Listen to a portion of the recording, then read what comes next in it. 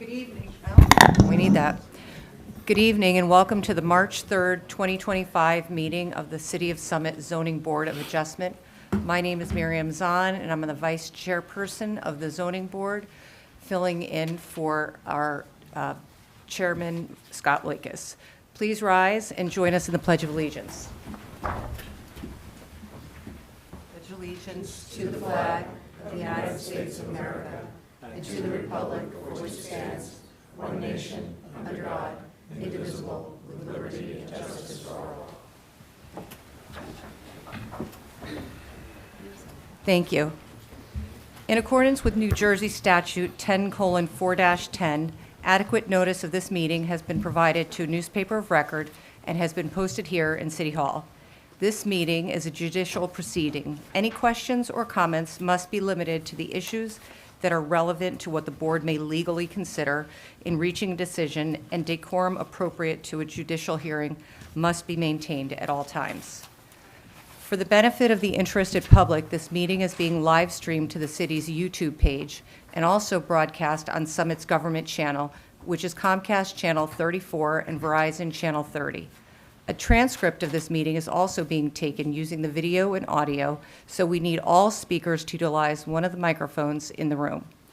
Please note that the fire exits are to my right, your left, in the back of the room where you entered. The city has a listening system to assist the hearing impaired. If anyone needs hearing assistance, please obtain the system at the dais and return it thereafter. Tonight we have Ms. Cotigo as who is a city employee. She's filling in as the zoning board secretary. Ms. Cotigo, can you please call the roll of the members? Mr. Curran is excused. Chairman Likas is excused.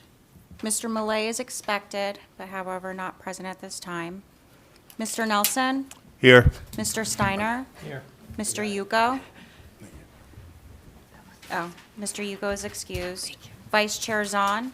Here. Ms. Chifo? Here. Mr. Feskins is excused. Mr. Chanchuli? Here. Mr. Nearing? Here. Thank you. Andy Ball is the zoning board's attorney. Mr. Ball advises the board members on matters of law and is the key interface with the applicant's attorney. Mr. Ball does not vote on the applications. Nicole Cotigo is, as we mentioned, filling in for the zoning board secretary. She works with applicants on preparing their applications, planning our agendas, and keeping our meeting minutes. Ms. Cotigo also does not vote on the applications. Also present are experts who are hired annually by the board to provide input to the board. Tonight, we have Marie Raffay from Collier Engineering. Also present is Ed Snikes from Burgess Associates, our board planner. These experts are seated at the table to the right of the board, the public's left. They do not vote on the applications. Our board consists of 7 regular members and up to 4 alternates. All members can participate in the hearings tonight, but a maximum of 7 can vote. Most applications require a simple majority to be approved. Before we enter executive session to vote on the application, you will be advised how many votes are required. Each case will begin with the applicant's attorney giving an overview of the application process to date and the variances that are required. We then hear from any additional expert witnesses the applicant may have to help explain the application and why the variances are needed. The board members may ask questions of the applicant, their attorney, and the expert witness. We just want to point out that the board has carefully reviewed all of the plans, so we ask the applicants to provide a concise presentation so that we have the possibility of completing your case in one session if possible. Once the board members and the board professionals have completed their questioning, the public will have the opportunity to ask questions.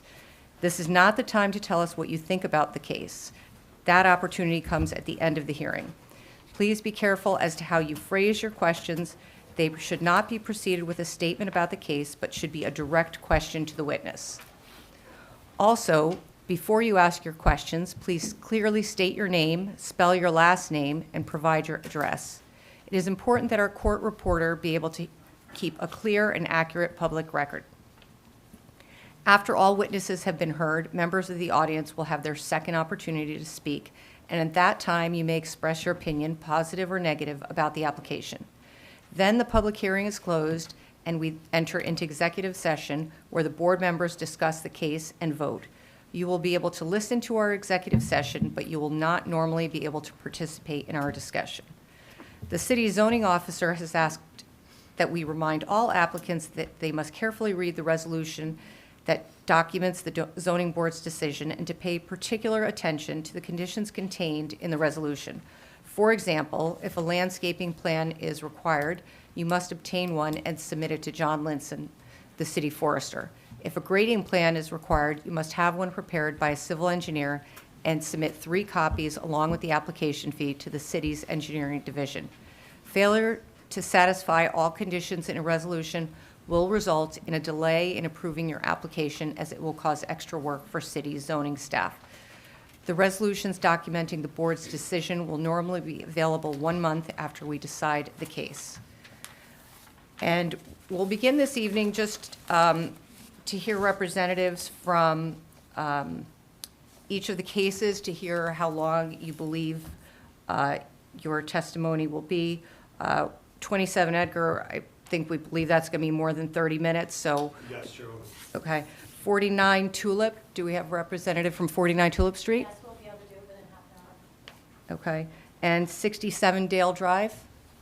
Yes. Do you think you can complete it within less than 30 minutes? They have to come up. You have to come up. With no mic.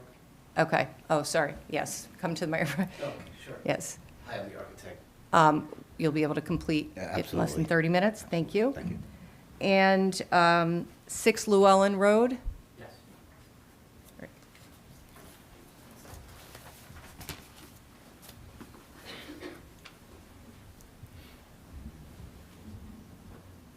Sorry, stuck in the back there. Yeah, hi, Stephen Hale, representing the applicants. Okay. Will you be able to complete within 30 minutes? We'll do our best. All right. Thank you. No, thank you. So we are going to start with 49 Tulip Street while we wait for Mr. Malay. So See if that he one comes does have a D variance as well. Okay. It may Oh, make so sense we'll start to with hear 67. 67 Dale, right? First. Okay.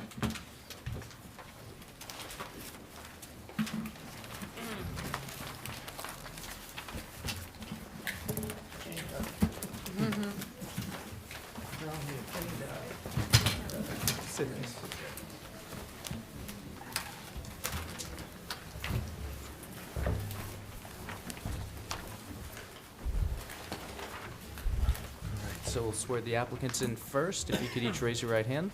Do you swear from the testimony you're about to give in this matter, the truth, the whole truth, nothing but the truth? I do. And one at a time, please state your name, spell your last name. Catherine Rosenthal, Rosenthal. Todd Rosenthal, Rosenthal. Thank you. And can you just tell us a little bit about your application, what you're looking for tonight? So we've been to the zoning board before, and first of all, I just want to say, we apologize for putting the board in this position. We were originally approved for a variance, and the project was not built to the specifications of the original variance. So we are back to figure out what we need to do to become in compliance with the town. Thank you. And you have one expert tonight, or? Yes, we have our architect who's Okay. here to help us navigate the process. And you'll need to swear him in? Yep. Yep. All right. Do you swear from the testimony you're about to give in this matter, is the truth, the whole truth, nothing but the truth? I do. And please state your name, spell your last name. Thank you. Daniel Dubinet, Dubinett. Thank you, and I know you obviously appeared us the last time you were here. Yeah, I think the last time I was here was in 2022 for the Rosenthals. Any changes to your credentials since that last time? Amazingly, no. Any questions from the board? Would you like to accept them once again? We'll accept. Thank you. Thank you. If I may, I'd like to hand out a quick exhibit, which reflects the drawings that you do have, plus some additional photographs that I was able to take. Yes, A1? Yep.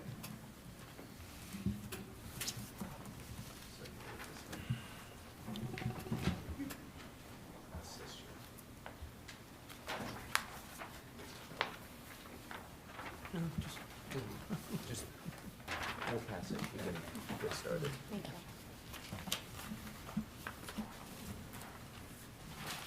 Well, thank you very much. So back in 2022, we went for seeking a variance to put a covered deck in the back of the house plus a patio. And there were two variances needed for that application. One was rear yard setback, and the other one was lot coverage. So we had the deck constructed, and then during the process with the patio, it changed. It changed, and the reason it changed is, I think, I wasn't involved in the construction end of it, but I think what happened was, which happens a lot, when you lay out your patio that you want, it's hard to get it designed right on paper. So they decided to make some changes that they thought would benefit the patio, and not realizing the nuances of the variance that we had sought, which was lot coverage. So the first image you're seeing is the survey that was presented a few years ago. And you can see off on the left is the covered deck. That did not change. But the patio, I was trying to, as an architect, try to make it fit within the 31-foot setback. And then we had these stepping stones from the driveway that would lead you to the back. So during construction, they decided, well, let's take the square footage. We don't need those stepping stones. Let's increase the patio a little bit because that would be more functional. So the first page is what we had a few years ago with the 38.7% ask. Just a quick note is that the existing was about 38.7. So the deviation, now I take it to the second page. And so we eliminated, you can see there, we eliminated the stepping stones that walk along the side of the house. And after, when they're getting for their final inspections, they had to have the as-built done, and then that's when they discovered, well, it got a little bit bigger than it was planned. And so it certainly works very well and flows really well. And this drawing is from the surveyor, and after having some conversations, after finding out that we need to come back to the board, we looked to see how we could take what was built already and maybe make it a little bit more beneficial for the board and reduce the block coverage. So the pink area is what I propose that we're going to remove from the existing patio that's there now. So the reduction is about 138 square feet. Overall brings us to a lot coverage of 40.46%, and 35% is required. The next photograph I'd like to just take you through, because I think that explains the project better. These are 3 photographs that I took at the job site, and they accurately depict what was built. So you see in the top left photograph, obviously you can see the covered porch that was built, and the existing patio. The red dotted lines is what we indicated that we could remove without too much trouble, and of course it's a numbers game, so it would help with the numbers. In that image, you also see the nice screening that's around there. The picture to the right, upper right, is showing, this one shows that the patio just extends a little bit past the deck, but you can see that we sit up at a higher elevation than the rest of the neighbors, especially the neighbors behind us. So no one can see us, and we're very well screened, and so there's no negative impact by allowing this to remain, and if the board agrees that we could take off 140 square feet. But in the upper right picture, what I wanted to show also, there are significant yard drains for drainage, stormwater management. So we're very lucky. We were able to have landscape drains connected directly to the stormwater management for the town. So there's no issues with the extra impervious coverage in terms of stormwater management. We're very well covered. In the bottom right picture is just another view of how we're so private from the neighbors. Couple interesting things that haven't changed since a few years ago, which is the shallowness of the backyard. The way the house was the orientation of the house as it exists on the site was pushed back very far, so it leaves us a very shallow backyard. So the patio that we put in is about 14 feet deep, it's not very large, but that triggers a rear yard setback at 25.35 feet. But again, there's no negative impact to the neighbors or the neighborhood. And a couple other things that make this a little bit unique is the lot coverage. A lot of it goes to the driveway. So we inherited, when they purchased the home, a circular driveway that eats up about 2,000 square feet of lot coverage. So it's not excessive, the ask or what they had done in terms of, it doesn't seem very egregious. It seems like a bit of a misdemeanor, and they apologize for that. I think they could testify more about how that happened during construction than I could. But what I can tell you is that it's very well screened. The elevation makes it almost impossible for anybody else to see the patio. It's very modest in size. It's certainly very functional for them, and that the stormwater management is perfect. And that there be no negative impact to the surrounding properties, and they humbly ask for your forgiveness. That's the application in front of you. Okay, we will hear any comments and questions from our experts first. So could you just talk a little bit more about that storm drain that you're connecting from your house to, or from the house to the storm drain that's in the back? Yes. Is that being added, or? It's already there. There's 3 very large inlets now that connect directly to the town stormwater system. So there's an inlet, it looks like on this plan, there's an inlet right over the town's storm drain? Yes. So there's one that's right over the storm drain, and there's 2 others that are outside that. But they're both connected to that. And they're collecting roof water by those roof leaders? Yeah, if I could let Todd, who was involved in the installation of it, maybe respond? Yes, so the leaders go under the patio into the drain. And they're collecting the roof runoff? Correct. So is it the roof runoff from the entire house? Or do you know if it's just From- the back portion of the I house? presume just the back and sides, I would think. Okay, were those added on as part of the original approval? Or were those there already? I believe it was just done as part of the original plan, Okay. just to hide them under the patio. Okay. Yeah. I know we had them video inspected, I think maybe with the engineering department, I'm not sure exactly. But I remember we did have to go through that. Yeah. 2 of the inlets were pre-existing when we bought the home, and we added a 3rd as part of the construction. Okay. All right, thank you. Thank you. Questions? Just to clarify a few things, the raised deck that you originally got approval for, that is the same dimension? Yes. Roughly the same Yeah, dimension? that did not change. And then the deck, the walkway that goes around the deck towards the rear yard, where is that aligning currently with the staircase that wraps up around that side? Yes, so the the old patio is gonna land at the bottom of the steps and then sneak underneath the deck. Under the deck? And so this one is like about 3 feet past the deck, which felt way more comfortable as a flow to get to the patio. So that lines up with the walkway, with the Yes, staircase? yes. Excuse me. With the staircase.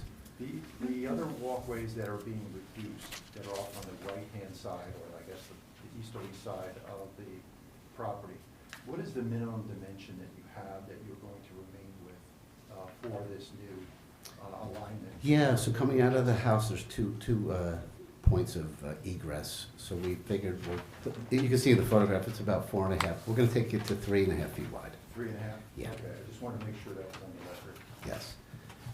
Half, so the 3 1/2 will be the width of the doorway, and then it will wrap around that same dimension around the planters that you have in the back area there. Yes. Okay, and then come to the alignment of the 1 planter as the reduction of that other section of the patio. Right. Okay, thank you. No further question. Questions from the board? I do. Okay. Couple of things. When were these pictures taken? They look like they're summer, they're not. They're from last fall, like right before the fall. So fall 2024. Right? Yes. Okay. And you're removing the stepping stones that come from the driveway around to the back? What Those were is, never built. Yeah. so okay, so you're not gonna do that. So, We realized the patio was, that was the discussion with the contractor. We could make it a little bit larger if we didn't use the square footage from the stepping stones. And that is now why we're in this predicament, so. so the stepping stones, I mean, they served a purpose that you thought to go from the driveway to the back. So now you just, are you gonna just, you feel a need, you don't have a need for those anymore? I think it's acceptable the way it is. Okay, and then the other question, did you ever consider getting rid of the circular driveway and just making it a regular driveway so that you could open up some more lot coverage? We did consider that the last time we talked to the board. I think it would be really challenging for me to maneuver in and out of the driveway with the way the house and the garage are positioned. And therefore, that's why we left the square footage. And also, it would just, if you see the front of the house, it would be very strange, and I think a little unsafe. I feel like I'd probably hit my car. Okay, thank you. If I may,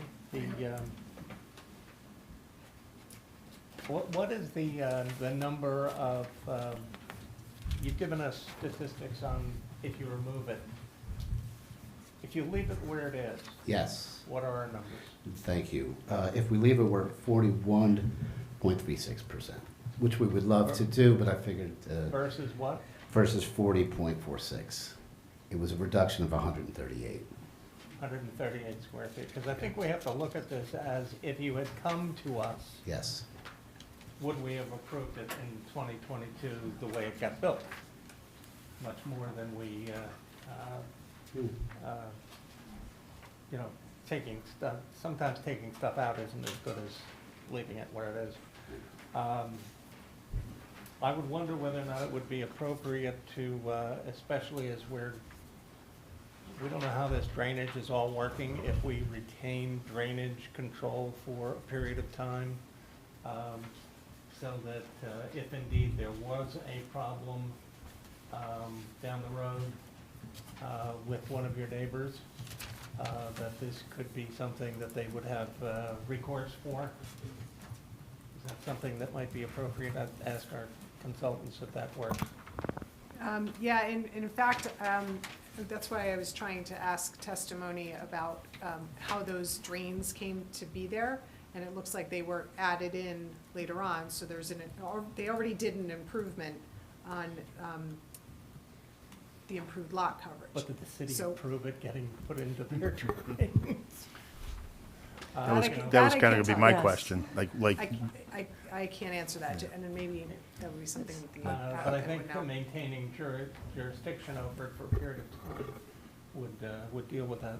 And my other question is, your pictures very nicely show how well you are screened from your neighbors, but you're much higher. How are your neighbors screened from you? And I don't see any visual evidence of that.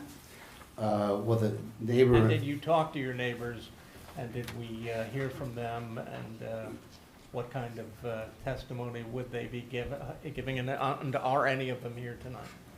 I do not see don't any believe they're of here. my neighbors here tonight. We did plant a row of, like, what are those trees? Skip laurels. Skip laurels at the back of the property. We put up 3 trees on the lateral side and 1 tree in the back. So, Yeah, and I think we got a nice comment from the forester who went out there who said everything is very adequately screened. we are friendly with our neighbors. I have There has spoken to been my no neighbors. issues with stormwater. It's been built like this for some time while we waited to come back here. We've had, there's been no issues whatsoever. Are you, just to clarify, are you just asking if our neighbors have said anything about the visibility or, Anything Other at construction? all that you would like to share with us? I mean, I've spoken to the houses that surround our property. Everyone has complimented the aesthetics and the additional trees, and I have not heard No anything one's told negative. you it's too large and you, that they'd Right. like you to take out 138 square feet? No one No. has, they've said anything negative about the construction. Okay. Thank you. I'm a little torn here. But we say everything's very well screened, thank you. I was losing my thought there for a minute. But yet, in the picture, you can clearly see the neighbor's playground set, Yeah, which is, I which is guess, probably, I'm not going down that it's not path. us to them, but them to us, and, So, We did Right. plant 3 trees there. yeah. There was In the winter.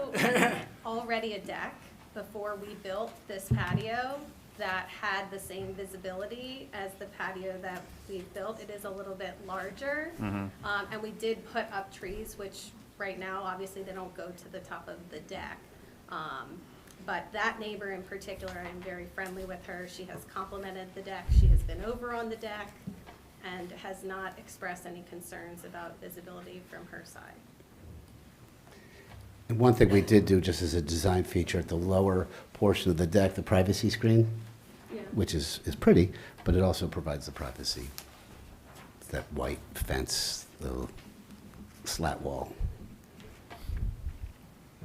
Mr. Chanchuli, did you have a question? Yeah, I'm just curious, when this was being installed, how was it not noticed that Yeah. it wasn't compliant? I mean, Right. you So- have to notice that. If somebody had to say, okay, go ahead, do it. Yeah, the conversation really was just, and listen, I am by no means an expert, that is why we have Danny here to help us with this. It was just, with my landscaper, hey, you know, if you get rid of this walkway, you can have a little bit more functional square space in the patio. And I said, oh, that sounds like a great plan, let's do it. And then I looked at the patio and we realized it was too big, and we knew that we were going to have to come back, and we were very upset. And we're here, then we started talking about, well, if we remove a part, then there's a rear side yard there's all these setback and rules and different things. And we did not want to do that. We are rule followers. I did not think this was going to be a big issue, and it is. And I have 100% learned my lesson, and we are extremely sorry for the error, and I do take responsibility for that. You know, when you see things in person and you look at them on that paper, it's, you know, it's a little different, and I agree with you. It was built too big, but, you know, it was just, I thought, oh, he knows what he's doing. He calculated that, that should be fine. When was the patio built? The construction finished in 2024 in the spring, correct? You say something. It's been built for something. Yes. It's Yes, been dear. over a Been year. back and forth, waiting Yes, dear. for it. Okay. If I'm looking at this picture on the left correctly, Yeah, you're gonna have to rip out the entire border yes. and at least one row of bricks or pavers all the way around, and probably 1.5, because you gotta put the Right. border back. Right. So you're almost gonna wind up with a walkway rather than patio Well, we're happy to have on the left, on Right. in this initial phase over here.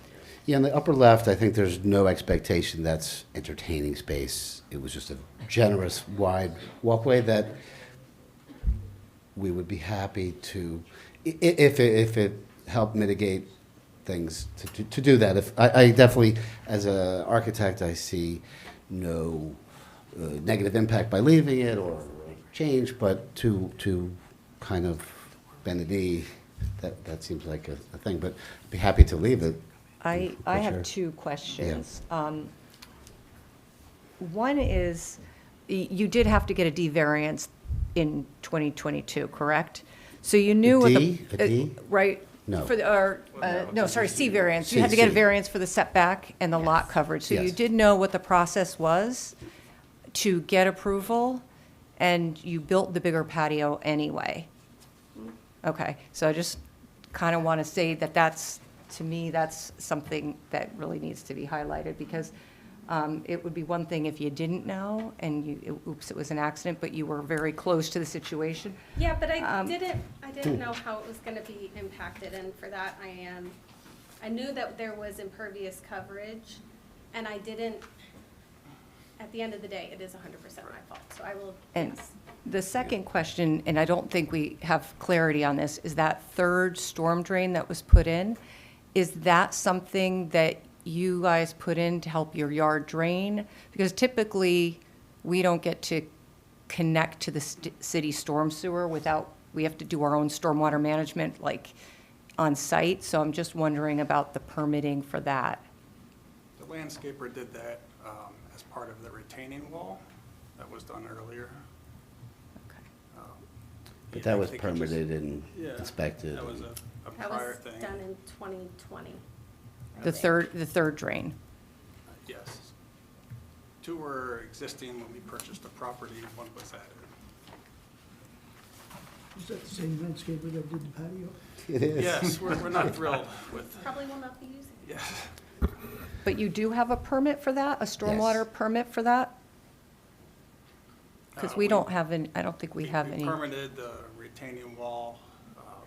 I'm not sure about the specifics. Okay, I think, I might be a little overly stringent here, but I would feel better with a more than, a good enough drainage system, especially with what our vice Right. chairperson just mentioned. So could we make Yeah, we it could a definitely condition stipulate. that we Yeah. make sure that's permitted? That the third storm drain was approved by permit, as opposed to added after the retaining wall was approved? Is there something we can do along those lines? Yeah. So they can either submit proof that it has received a permit specifically for that drain, or if not, seek that permit from the city. Yes, I think that would be a great idea. and, We- oh, sorry, so just to clarify, so there was no stormwater management system put in for the extra impervious cover that was added? Because that would be, this is 300 square feet of patio, so that is, Right. that actually triggers Yeah. stormwater management as well. And I'm not sure that the stormwater management is allowed to be running off into the storm sewer. Is that correct? Well, Yeah, that's what typically. I'm Yeah. not sure. I don't have proof that they received permission to tie into it. You know, I don't know. That would be something, and I don't know if that would happen with the proof that they were given permission. That would be something that would be able to come up if they went into the town records and pulled that permission out. I'd like Normally- to see that as a condition. I mean, condition. yeah, I think that, you know, no, I just haven't seen a case where we're like, or in the, you know, that people are allowed to connect to the storm sewer as in lieu of stormwater management that they have to do on site, where people are putting in retention basins and things like that, I so. don't know that that was specifically requested as part of the prior project. Well, yeah, but now you've Right, it added wouldn't have been. 300 extra square, and Right. actually, is it, just to clarify, that was my other question, so it's 303 square feet extra after you remove the 138 square feet? After we move the So one- it's 438 Yeah, square that's feet what it over right now? Right, 267, and then if we add back in the 138. it would Okay. be- 267, yeah. So about 400 square feet. Yeah, but I think that's a good condition, that we satisfy the Well, town engineer. what I'm alluding to Yeah. is your words were that the stormwater management is adequate. I'm not quoting you, but It's, that's, it's what does adequate perfect. mean? I It's actually like is my there's zero homeowner sure is runoff. adequate if I have a fire? I mean, Right. you know? No, I would say I've never seen a more perfect system. Now, it was allowed and approved and how to get there. But that's a Well, direct line do- out of there. So I mean, I'm all, not so do even all sure. of these drains drain right into that storm I sewer? think so. I wasn't involved in it, but I I mean- do think so. Let's leave it as a condition. I'm sure I- I'm sure it's been approved, but I- I'm still a little troubled by that. And, Yeah, I you know. feel like that should be, I'm not even sure about it as a condition, because it's sort of something we should know. It should be part of it. Yeah, that should be part of this application Yeah. already. Which drain were you saying was actually approved with the retaining wall construction in 2020?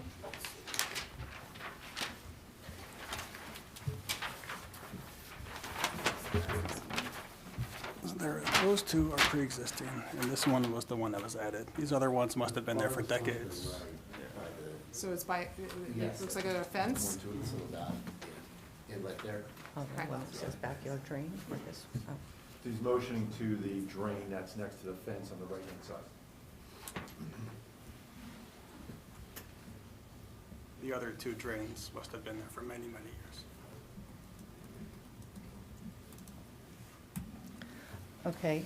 So we're So- actually, are we talking about two different construction projects? 2020, 2022, and 2024? Am I correct? So You there did the was, retaining wall when? like 2020, 2021. Right, so that's an earlier That project. was Yes. done and finished. Then you did the one that you got the application and the resolution that we have in front of us from the zoning board. So that's construction number 2. And that's it. Correct. And that's it. And now you're back here for Correct. number And 3. This number is still part of Okay. number 2, though. Yeah. In any of the, what were permits obtained for the 2020? Yes. But we did not need to come to the zoning board for that first retaining wall project. We only came to the zoning board when we Where did you go? we had It was just submitted and approved. construction Yeah. permits and, No variance is required. No. yeah. There was no variance involved. There was For the- no planning involved. There was. There was a But there was no planning and- approval to attach to the drain. I don't think we know the answer. I don't, we I don't don't know. Nobody knew that because you're saying your landscaper just did it. No, we're not saying, our landscaper submitted plans to the town, and those plans were approved. And, I don't know if he specifically asked for the Maybe drain. we need that evidence to Yeah. see what it is, and we may need to come back and look at this again. Yeah, either we could request that, that be confirmed, or the way I see to potentially address it as conditions is, as we've noted, that they either submit the proof, or if they don't have the proof that it was permitted, get a permit. And if they can't get a permit for that drain, and they need to then compensate by providing stormwater management, they have to submit a stormwater management plan, which would then be subject to city review and approval. So that's one way we could address it if we wanted to potentially vote on this tonight. Alternatively, if you think it's necessary to see everything ahead of time, that's up to the board. That all depends on how large the patio remains, or, Right. If I we're think gonna- that- It's still over 300 square feet, which has been added, Well, not if they correct? take the piece out. Yes. It's still It's 303. 303 I after. mean, the we're Which- talking checkout. 3 which is- square feet, but. 300 is the level that Yeah. triggers No, stormwater take a management couple requirements. feet, Under 300. No, Well, and they're already over lot coverage the last time, and I don't think there was stormwater management done as part of that, so it's, Right, because we were existing non-conforming, yeah. I think, yeah, the conditions that we satisfy engineering, make sure that the stormwater management, if it wasn't done correctly, is done correctly. So then my question for the board is then, are they still going to be required to remove the 138 square feet, or will they stay where they're at? They get the stormwater management, they might as well do the And I whole would thing. say That's my that's kind Yeah, of where I'm going to. thoughts would depend upon whether or not Okay. stuff was done properly, or if somehow other errors were made, and how much forgiveness I'm willing to give depends upon the evidence well, I I'm think about it's hard to hear. put that in as a condition, and I think I'm that not- I'm not willing to the vote on it. application Yeah. is here, my feeling is the application is here at 303 square feet, right? So if you want, if we're trying to keep the whole thing, then I feel For like sure, we need the yeah. answers, and we can't vote on it tonight. We could probably vote on it based on this, but that's just one too many unknowns, then to go, how do you know what your answer's gonna be when you find out?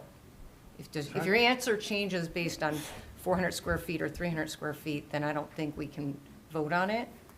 We could probably vote, that's my feeling, I don't know. I see what you're saying. I guess we should ask, are there any questions from the public too, before we, is that? So seeing none, Do we want to move into And any comments from the any, public yes, any as well? comments? I was just curious, comments of the public? Yeah, no. Public comments? So would we like to move into executive session now, or, and just decide where? That's, So, yeah, yes. up to the board on whether we want to proceed, whether we think it's necessary to see additional proofs prior to a vote. Additional proof. Yeah, additional proof. You want additional? I proof? want I don't know how to word this, but I'll try my best. The people that are seeking the resolution here, there's a resolution for them by removing it back to where their original plan was to avoid all this. Or if they want to move forward for the larger walkway, my understanding is that they have to provide stormwater management, stormwater management plan. Is that what we're talking about? Is that what we're thinking? Well, we have Or to not? find out how the stormwater's managed. Was it permitted, or Okay. did they just connect to the drain? Yeah. But And- that could absolutely be a condition of approval, that it's certified. If it's not correct, then we make it correct. I mean, I think we have to get proof. I Yeah, mean, yeah. When I see, when you see an example of a contractor that does something like this, you have to think, maybe he's done other stuff that wasn't compliant. And we need to verify that. Okay. All right, so it seems like the Agree. majority of the board is suggesting that the best way to proceed is review that, confirm whether you've gotten that permit, confirm whether you're able to get a permit if you don't have one, and if not, it sounds like we would need a stormwater management plan to address the impervious coverage, and that's really not something that can be addressed all in one tonight. So are you willing to go through that process, carry it until the next available meeting so you can go through that route and confirm it? So just to confirm, we need to see if we got a permit for the little one extra inlet. Is that correct? Is that what I'm? I think what the board, and correct me if I'm wrong, but I think what the board is looking to see is that you were given permission to connect into that 10-inch drain that's in the backyard, that traverses your backyard. Yeah. There were inlets that were put into there, and there's also roof leaders that you connected to that. And I think the board would like to see that permission was given by the town to directly connect Yeah. into I those. think we might have been specifically asked to do that in our first Yes, project, and we actually. did provide the town with a video inspection of the work, so I do think we had permission, so we would be happy to go back and find. That would be, If we didn't do that, That would be I good. obviously would Right. like to do that, so that would not be my intent to not do that. So what do we need, a motion to carry without notice to when? Yeah, I think our next available date, June 2nd, so that gives enough time. June 2nd? Enough time to review the permit Gives you plenty status of and- time to and potentially get get a things permit done. if you don't have one already and see if that's, Thank you, a thank you. possibility. Otherwise, I would recommend that a stormwater management plan be prepared for that So, June 2nd. Can I ask one question? Just even if we did this, it sounds like, well, I guess even if the patio is over 300 square feet, we still need additional stormwater management too on top of this. So it's validating this and also doing additional stormwater management? Well, No, Just if show I it. understand it correctly, if you have a permit to connect to that drain, to the stormwater system, that covers stormwater for this project, right, Marie? I would agree. Okay. Yeah. Thank you. Okay. The permit would have been for a much Yes. smaller patio, so Right. if your patio's bigger, you just have to also confirm that it's Yeah, acceptable. but we need Yeah. to know that permission was granted for all Yes. 3 of those lines to tie in, not just the one. Right, for all the drainage on the property that you guys have connected to, just basically. And- Right. Okay.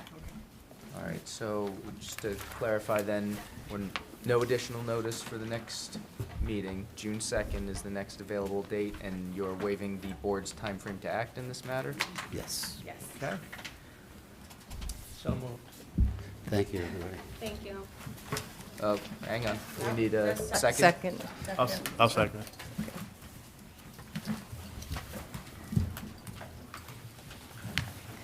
Thank you. Wait, now we need to vote. Right. Yep.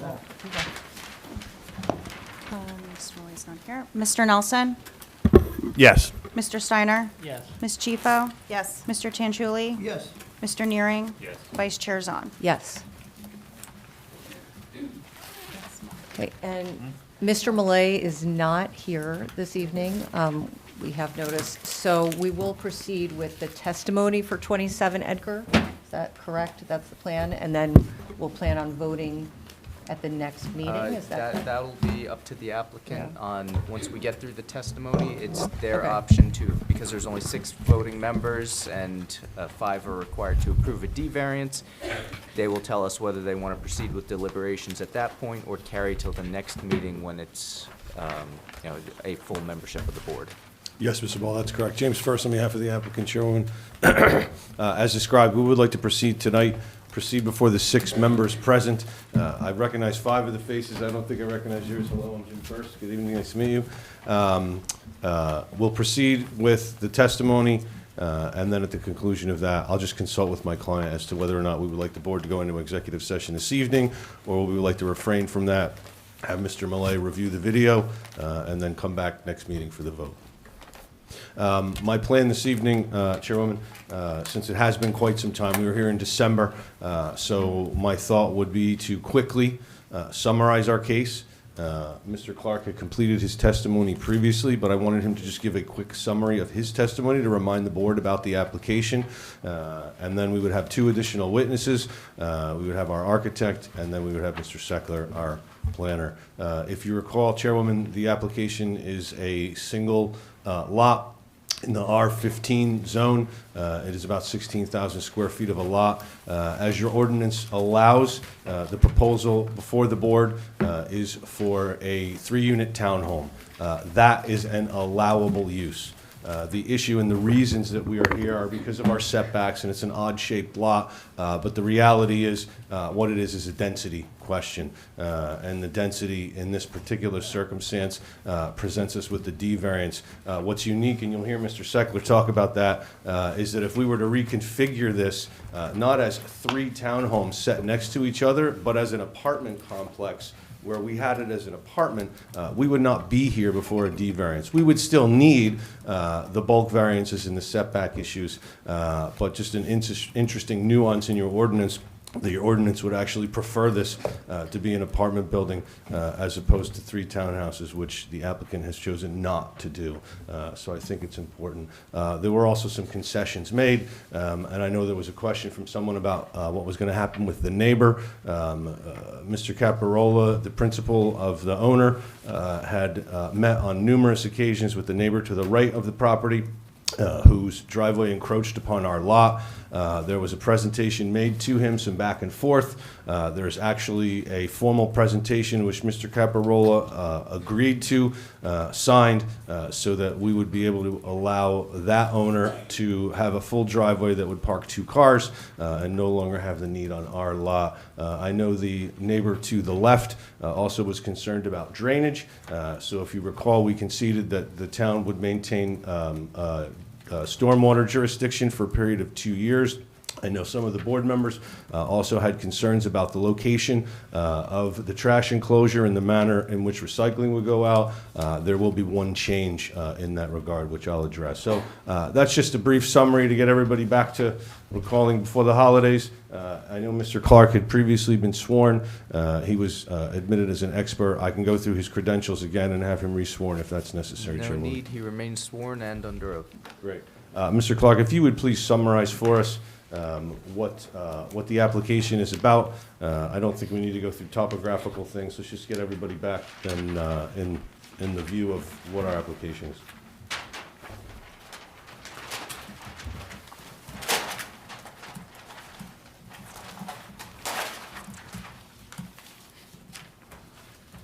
Yeah, so I have, as referenced, the site plan that was presented previously, prepared by me with the revision date of September 4th, 2024. Just to refresh everyone's memory briefly. As indicated, we're in the multifamily zone, so the multifamily use is permitted. We have setback variances based on the positioning of the proposed dwelling units with the side yards and the rear yard and also the front yard, although we have something closer to conforming with the front yard. We have an access And drive. Mr. Clark, you're calculating the front yard is actually the end of the driveway, Yeah, right? as I indicated in my testimony before, counting it from the street would only bring the setback to halfway up the stem. So I've treated it as this line that's 100 feet back. And that's how I viewed it, and that's how I treated it as a variance in terms of the setback for the front yard. But the proposal is to create the driveway coming up that stem and have parking spaces to the left and the right, and then garages for each unit, one garage unit for each dwelling unit. The stormwater management will be in the center of the parking area and the drive aisle. Is 4-tank system to collect and manage the entire roof area and the entire paved area of the driveway and the pavement. So it's a very robust system in that regard. We're framing the back corner and leveling off the sloped area with a retaining wall. Some of the conversation last time centered around the neighbor to the right on lot 57. And as indicated, there's been some ongoing discussion with that neighbor to reorient the landing as indicated on my plan. So the steps are not projecting into what would be the driveway area, but projecting instead. We're going to reorient the steps to face the street. And then there's enough room when you do that to have a driveway right next to that on that property that would park 2 vehicles.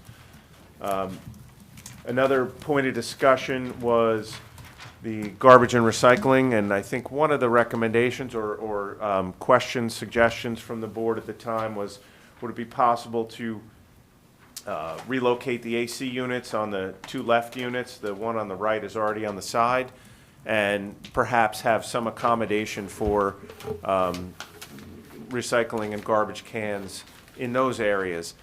That's actually something I looked at. I think it's a very good idea and would fit in nicely in this arrangement. It would eliminate the need for the 9x9 enclosure that's next to the parking spaces on the left side. And it would basically isolate those contained areas which could be fitted to match the architecture and, you know, look nice and have some landscaping around it. That would be in the area of where those AC units are on the 2 left, and then just to the right of the doorway on the right unit. And so that would enable that to be managed in a much more diffuse way that wouldn't have the mass or the imposition of that 9x9 enclosure. And also added benefit becomes that if we then just square that area off, we get another parking space. So we'd have an additional parking space. We're already over the requirement, so this would just be one additional space that would further reduce any potential burden on the roadway or the neighborhood for the residents and even a certain amount of visitors. So that's one change that we did look at and consider and are proposing to implement in the plan. The change in lot coverage is about less than 200 square feet, and we're well under what's permitted, and also are presenting a very substantial stormwater management system, so I don't think the additional coverage is any kind of meaningful impact or concern with regards to zoning.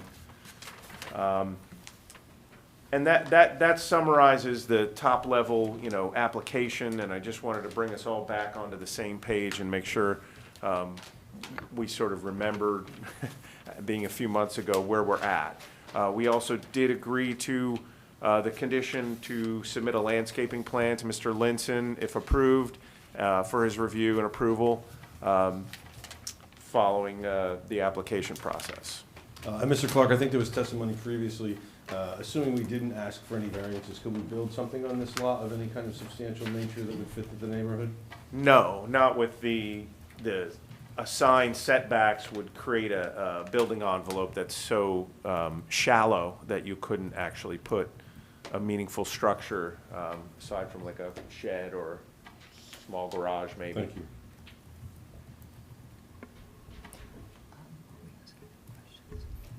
So do our experts have any questions for the witness, the last two witnesses, I guess? So I just wanted to, are you saying that you're eliminating entirely the dumpster enclosure, or are you just modifying it? Eliminating it. Okay. In fact, in the location where it's currently shown, we would just simply square off the back and render that as an additional parking space. Okay, so there is no dumpster enclosure Correct. being proposed anywhere? So there'll be probably 3 or 4 feet deep by 7 or 8 feet wide, enough to fit a few cans, recycling and some garbage cans, enclosures in front of each unit. Okay. And are you confident that if you were to update the dry well calculations, that you would still be able to have enough volume Yes. that's in there? For sure. I think that's, and, oh, could you talk a little bit more about that, that driveway stem? You're suggesting that the driveway would then be 18 feet wide, the whole length of that stem? Right, except for where we're in common with the neighbor on the right. Right? So at the back of their house, the fence comes out and then goes along the line. So this area in here, there'd be no curb in between. And their driveway would be here next to the reoriented landing. And so this would be continuous here, but then there'd be a curb on that side. And once you get to the fence, it's 18 feet wide. Okay, so the neighbor's driveway and your client's driveway are all going to be one Continuous pavement, continuous piece? yes. Okay, and is that in keeping with what's there on the neighbor's property right now? Yes, although now it's more stone than paved, so it'll clean it up a little bit and formalize it a bit. Okay. I think that's all I had. Okay.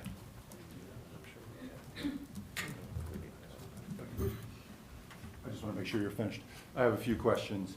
You were describing, I'm sorry, I was trying to research something. You were describing the staircase modifications. That was to lot 57? Correct, Okay, so what you're saying is that you would modify the neighbor's steps? correct, Okay. And that reorients them towards Edgar? Is correct. that what would happen? That's right. And is that a modification that's not shown here at this time? on Well, that? it's shown, it's not clearly labeled, so the existing condition, that little landing that's right by the corner of the dwelling, Mhm. the stairs project towards the driveway. Towards the driveway? And so what I'm showing. Towards the west? Towards the Correct. west. What I'm Okay. showing is just reorienting the steps on that landing to be directed and come down towards Edgar Street. Okay, and that gives you how much space between that landing and the adjacent property line? I think I have it labeled on there, 9.8 feet. Thank you, I just have a small copy, thank you. Mhm. And so you're looking at then 2 tandem parking spaces would be Correct. provided there? That's Okay. right. All right, and then there would be a driveway out to the street, okay, in that instance. And for the record, we've done the calculations to note that the proposed changes to the neighbor's lot would not require any variances, would be as of right. And it should also be clear, the neighbor is here, I think if you have any questions or if he wants to speak on that point, certainly I think it would be helpful for the board to hear from him at some point. Can you please just speak into the microphone? Yeah, thank you. You had also indicated in your testimony that you would submit a landscaping should the board act favorably on the application. So at this time, you're not proposing any specific landscaping for the board to consider in the deliberations of the variances being proposed? That's correct. Okay. All right. I think that's all the questions I had for this witness. Thank you. Testimony tonight. Questions from the board? Yeah, so that new driveway for lot 57, or proposed driveway, where does that drain to? Will that drain to your drainage system or drain to the street? Are we adding too much, how many square feet are you adding to the driveway? Well, that I mean, occupancy? it doesn't drain much right now. It's very Just flat. It's very flat, to the extent that any of it is slightly moving towards our pavement, we'll pick up a little bit of that. How many square feet Which we is do that? now. How many square feet is that pavement? Well, it's Approximately. 9.8 by about 40, I don't know, total is probably about 400 square feet. Okay, and then why don't you just make a landscape plan so we can see it? Well, we hadn't generated a landscape plan at this point. Obviously, the property's going to be landscaped, you know, and any new development would be. So, again, why wouldn't you make a plan? Mr. Nelson, the architect will testify. He has renderings that do show certain landscape aspects. We wanted to hear from the board exactly what would be required or what you would like to see, and that would be our intention to prepare a landscape plan based on your comments. We're going to show you in the rendering an idea, and we will hopefully get comments and then submit something formal later. And then testimony was given that you're going to place recycling bins in the front of the structures? Well, we'll have enclosure. We'll have an enclosure that will be attractive, and Can you then. show me on the picture where you plan to put those? So where you have the air conditioner units now, you Mhm. have, You might want to lift that up so everybody can see. Because I don't think there's room. well, we haven't introduced this yet, but, you know, I checked, there's room. There's enough room in here. Maybe underneath those windows, you'd have an enclosure in there with enough room for 3 cans, recycling and two refuse cans. And Mr. Nelson, that's just our proposal. If the board feels that the actual trash enclosure is a better use or a better way to operate the property, we certainly have no issue going with the original plan. We did hear comments from the board last time that there was concern about that. I know one of the neighbors was concerned that this would be right behind her property. So we're presenting this as an alternative that the board can create as a condition, or if you'd like to see it the way we've proposed it initially, we're certainly willing to keep it as is.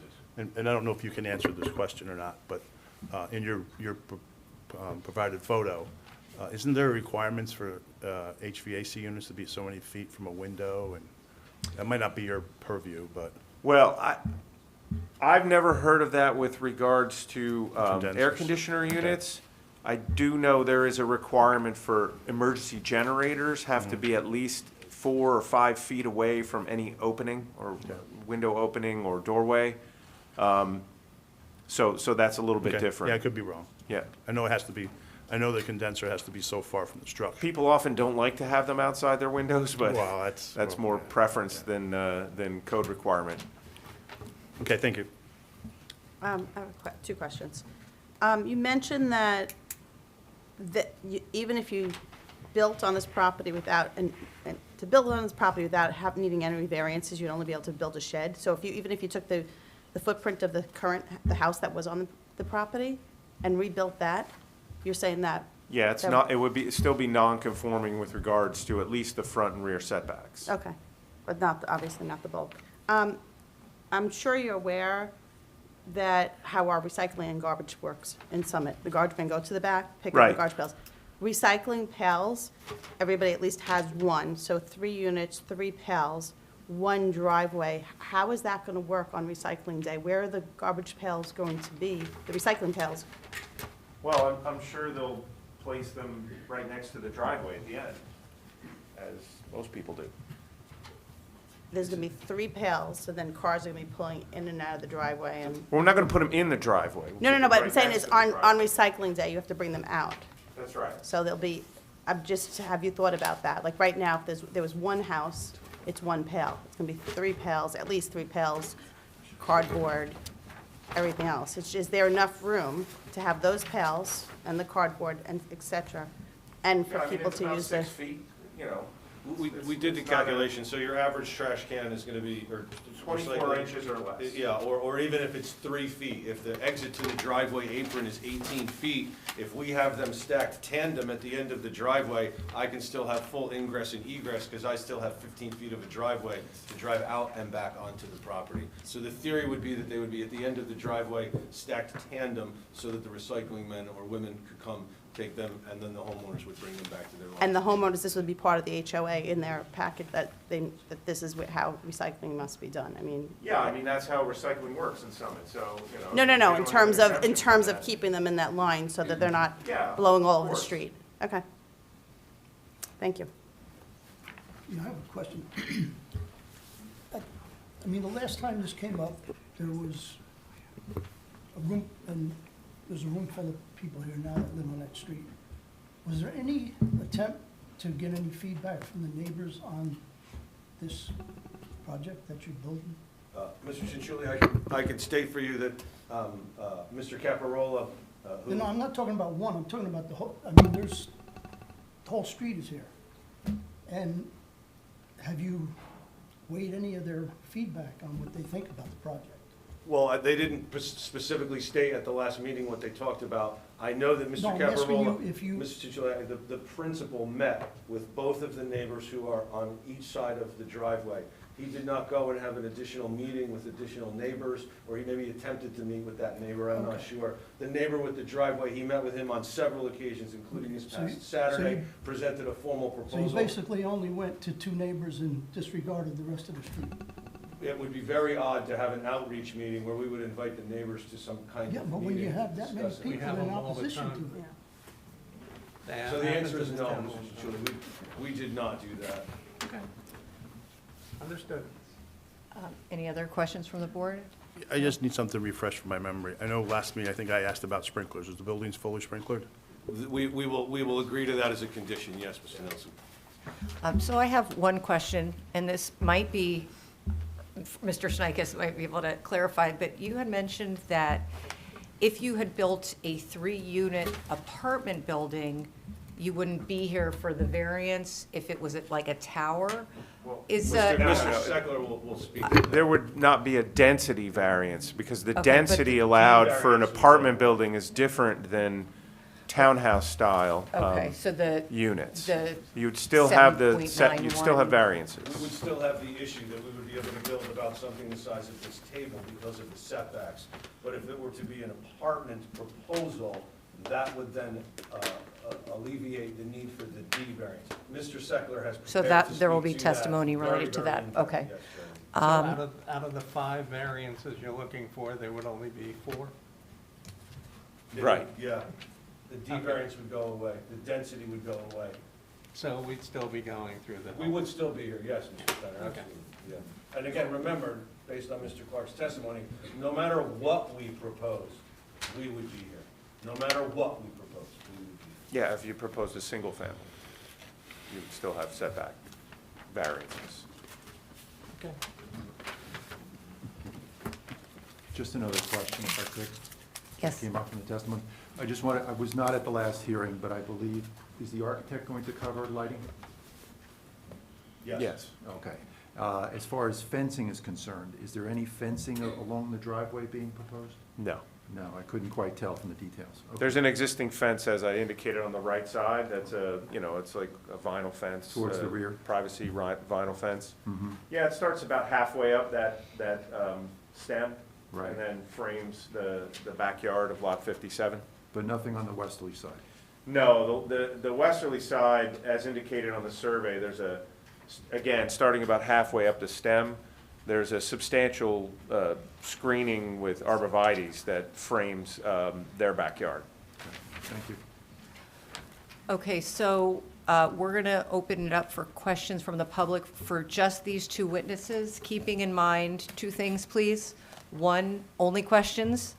2, we will be hearing from the architect and the planner after we're done with questions of these 2 witnesses. So, some of the questions may be for the next 2 witnesses.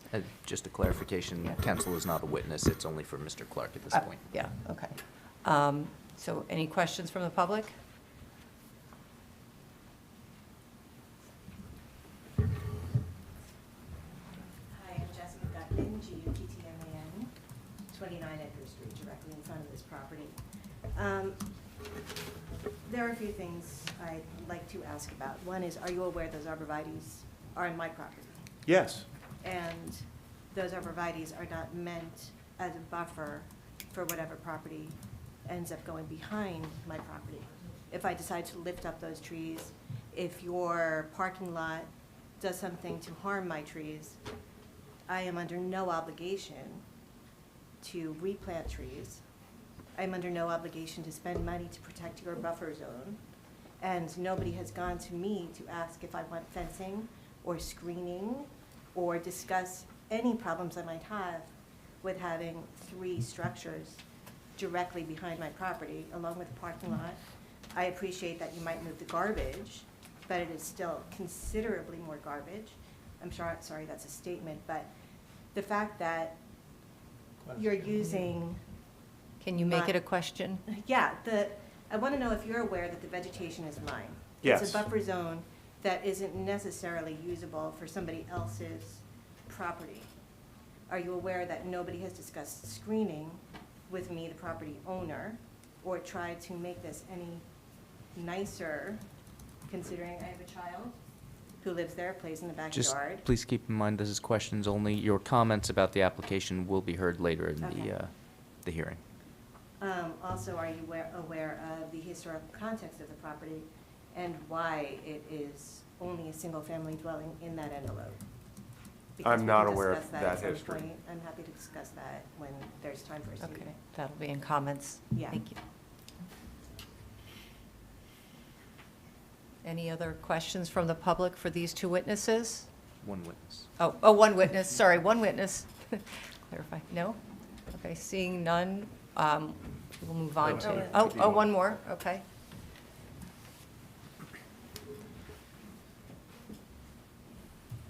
I'm Catherine Rubinstein, Rubinstein, with a K, Catherine with a K. Hi. Hello. I think we had a conversation about the width of the street. Did you have a chance to recheck how wide the street is and what the difference? I did look at that. My estimate from looking at a drawing of 24 feet is consistent with the curb width out there, so it's 24 It's actually feet. not 24, it's 5 inches less than 24, which are Okay. most streets. Well, I mean, and it also varies. It depends on where you measure. Of course, the problem was, the reason I'm asking is, again, the emergency Is this a comment or a accessibility. question? So Has to it's be a question Has to be a how, question, please.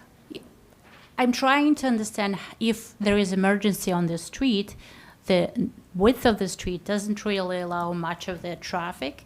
And so if there are ambulance, nobody on the street can get through. So how do you, given the additional density added to the already dense street, how will that be eased on the neighbors? Or is it making it more dangerous to have such a large structure on the street because it's such a narrow street, or you don't see it as a problem? Just object to the question. He's not qualified to discuss dangers Okay. of a medical propensity. As we all know, it's the obligation of emergency personnel to respond to emergencies. If the town believes that the street is adequately wide to support the homes that are there, then, that's within their purview. Thank you. To make additional changes if they need to. Yes? Was it- Oh, do you have a question? Yeah. Okay, you have to come to the podium, state your name and your address, and then you can ask your question. Okay. Ian Sklar, last name spelled Sklar. I live on 44 Jail Drive, but I'm on behalf of Mrs. Gutman there. So, since the surrounding properties are ranches and this is 2 floors, have you ever considered the interrupting of privacy for the other properties since it towers over the other?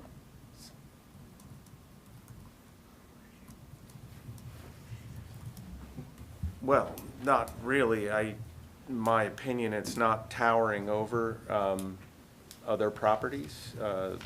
In where it's located, where it's situated, it's of a permitted height.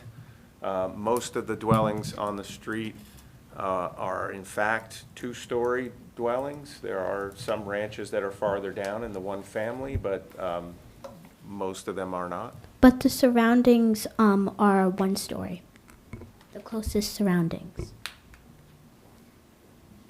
The immediate houses next door, well, I mean, we're not towering over those dwellings. We're set back a considerable distance from those dwellings, so there's a lot of space in between the dwellings. I don't perceive towering or massing to be a problem in this case.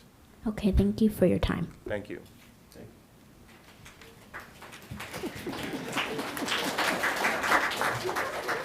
Any other questions? Andrew, that's great that they clapped for your answer. Okay, if there are no other questions, then we'll move on to the next witness. Thank you.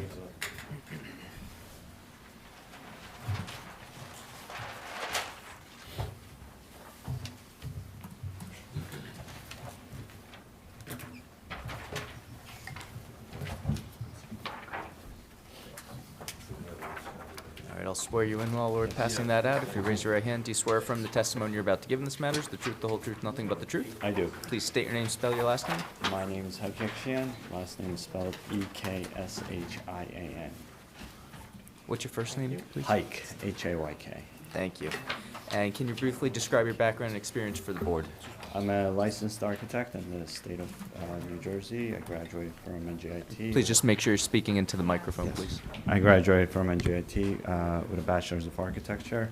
I'm currently licensed. I am the principal of Space and Mark Architecture, which is located at 42 Maple Street, Summit, New Jersey. I've appeared in front of this board and other boards numerous times before. Any questions from the board, or would you like to accept his credentials? I think we'll accept. Thank you. All right. Go ahead. Our attorney just passed out an exhibit. We prepared renderings of this. Mr. Ball, I'm going to mark this as A1. It consists of I 1, think isn't it 2, E2? 3, Oh, it's E1. 4, 5, 6, 7, 8, 9 photographs, which are color renderings of the previously submitted architectural plan. Yep. Great. We have rendered or a visual of the property. You can Want to testify from the board? I'm going to show the plans first. Okay. So it'll help you visualize the plans and elevations. It shows the property from various angles, some of the vegetation that we're thinking, and I will go more into the exterior architecture after I present the plans.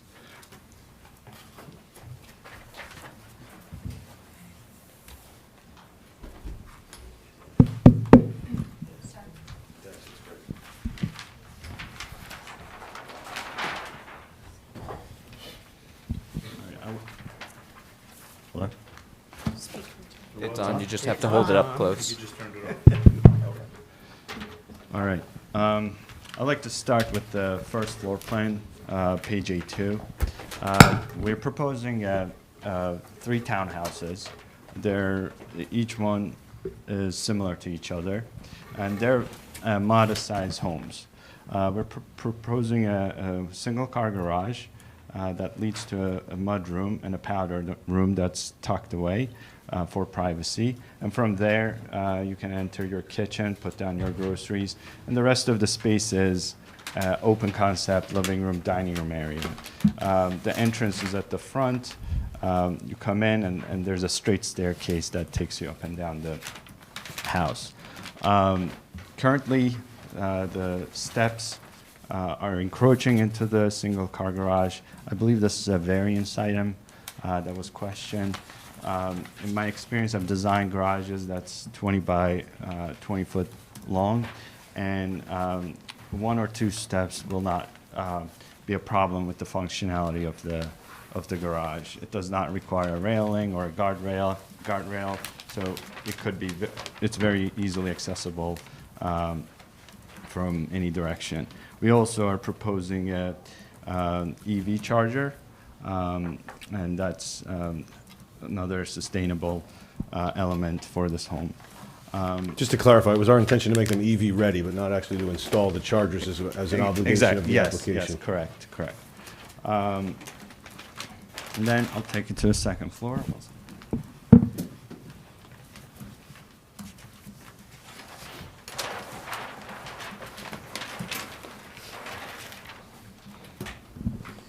On the second floor, we're proposing 3 bedrooms, one being the primary suite with its own walk-in closet and primary bathroom facing the rear yard, and then 2 bedrooms with a closet. One has a walk-in closet, the other one a regular closet, a hallway bathroom for those 2 bedrooms, and a laundry room.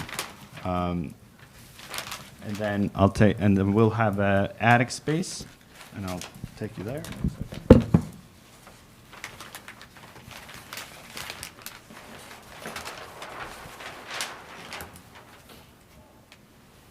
All right, since these are very modest-sized homes, we're proposing some additional space, like a playroom, rec room for the children to spend time. And when you come up the stairs, you would come into a rec room, which will have a dormer facing the rear yard, so it's going to be lit up with sunlight. And then there will be another room that could be used as an office or another space, maybe for the parents. The 2 end units are the same, just mirrored. Each one has a window to the side. However, the center unit, because it's sandwiched with the 2 other houses, has just the dormer. It's one big rec room. Just to go back to the basement now, when you come down from the first floor, you'll have a mechanical room, a flex space, another rec room, and a small area for gym, workout, and a bathroom for that gym. And I will now go to the elevations, and you can also see on the renderings how it's going to look in real life.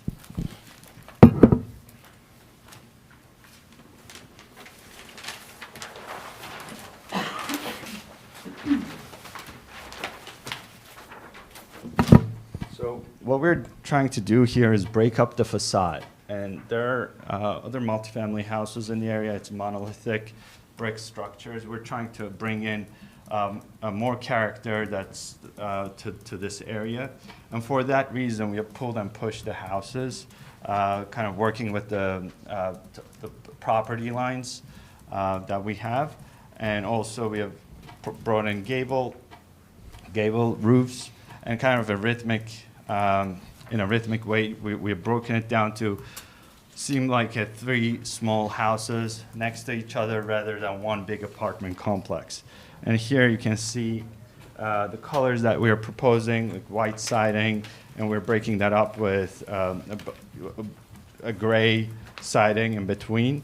And you can find houses of this style throughout Summit. So I think it will be within the character of our city.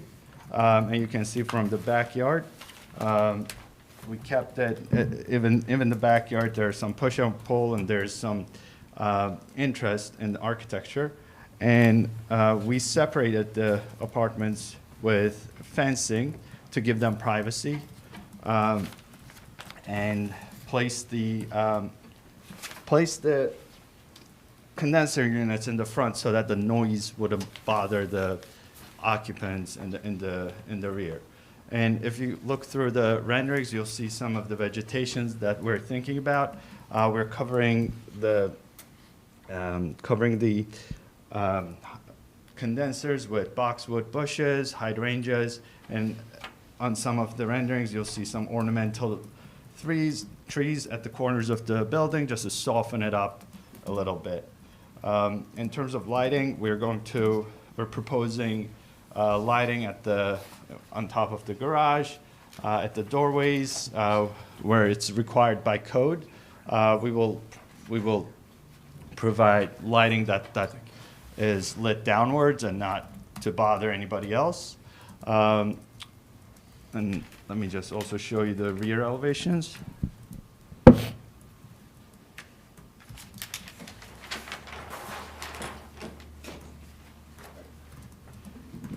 The rear of the property, and here you can see the doors that are taking you outside. It's a few steps to a patio area for each home to enjoy the backyard. The backyard faces, I think, an open space. It's a school area, so it'll be a nice space for them to, relax and spend time. Besides the architecture, I'd like to also mention that this house is going to be sprinklered. Currently, there's a single-family home there that's not sprinklered, and having a driveway that's less than 20 feet width kind of makes it difficult for a fire truck to go in and help out the residents. The current house, the driveway is narrow and it's not sprinklered. We're proposing to bring in sprinkler system, even though we're not required to sprinkler a townhouse by code. And this way, it's going to be safer than what it is currently today. And like, that was a suggestion, not a requirement of the fire official, correct? Correct. Thank you. And in terms of Ian's question, can you just talk about the height of the building a little bit? Sure. We're going to be below the height requirement of the zone, which I believe is around 35 feet. And what will our height be? Yes. Yes. And what's our max height on our project? We're below 35 feet.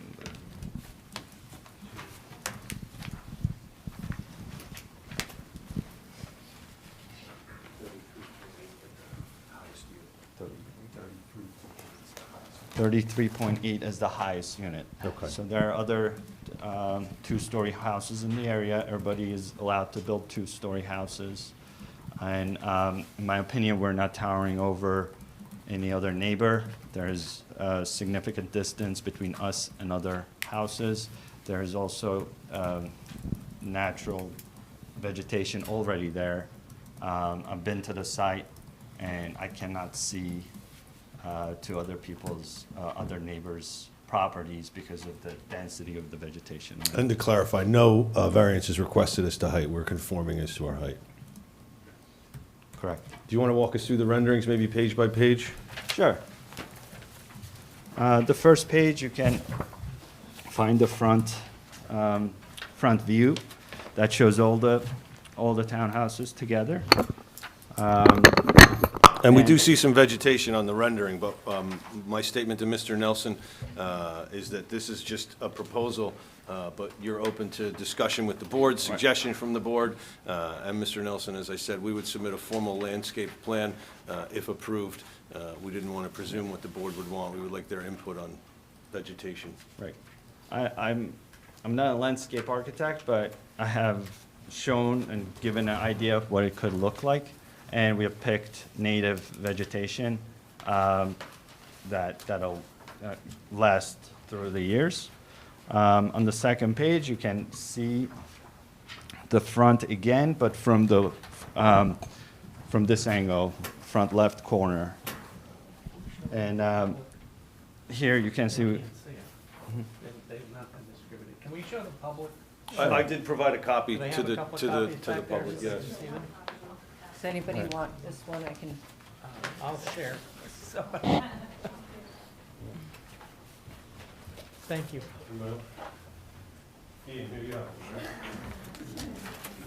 They're gonna have questions, they may as well see what it looks like. Right.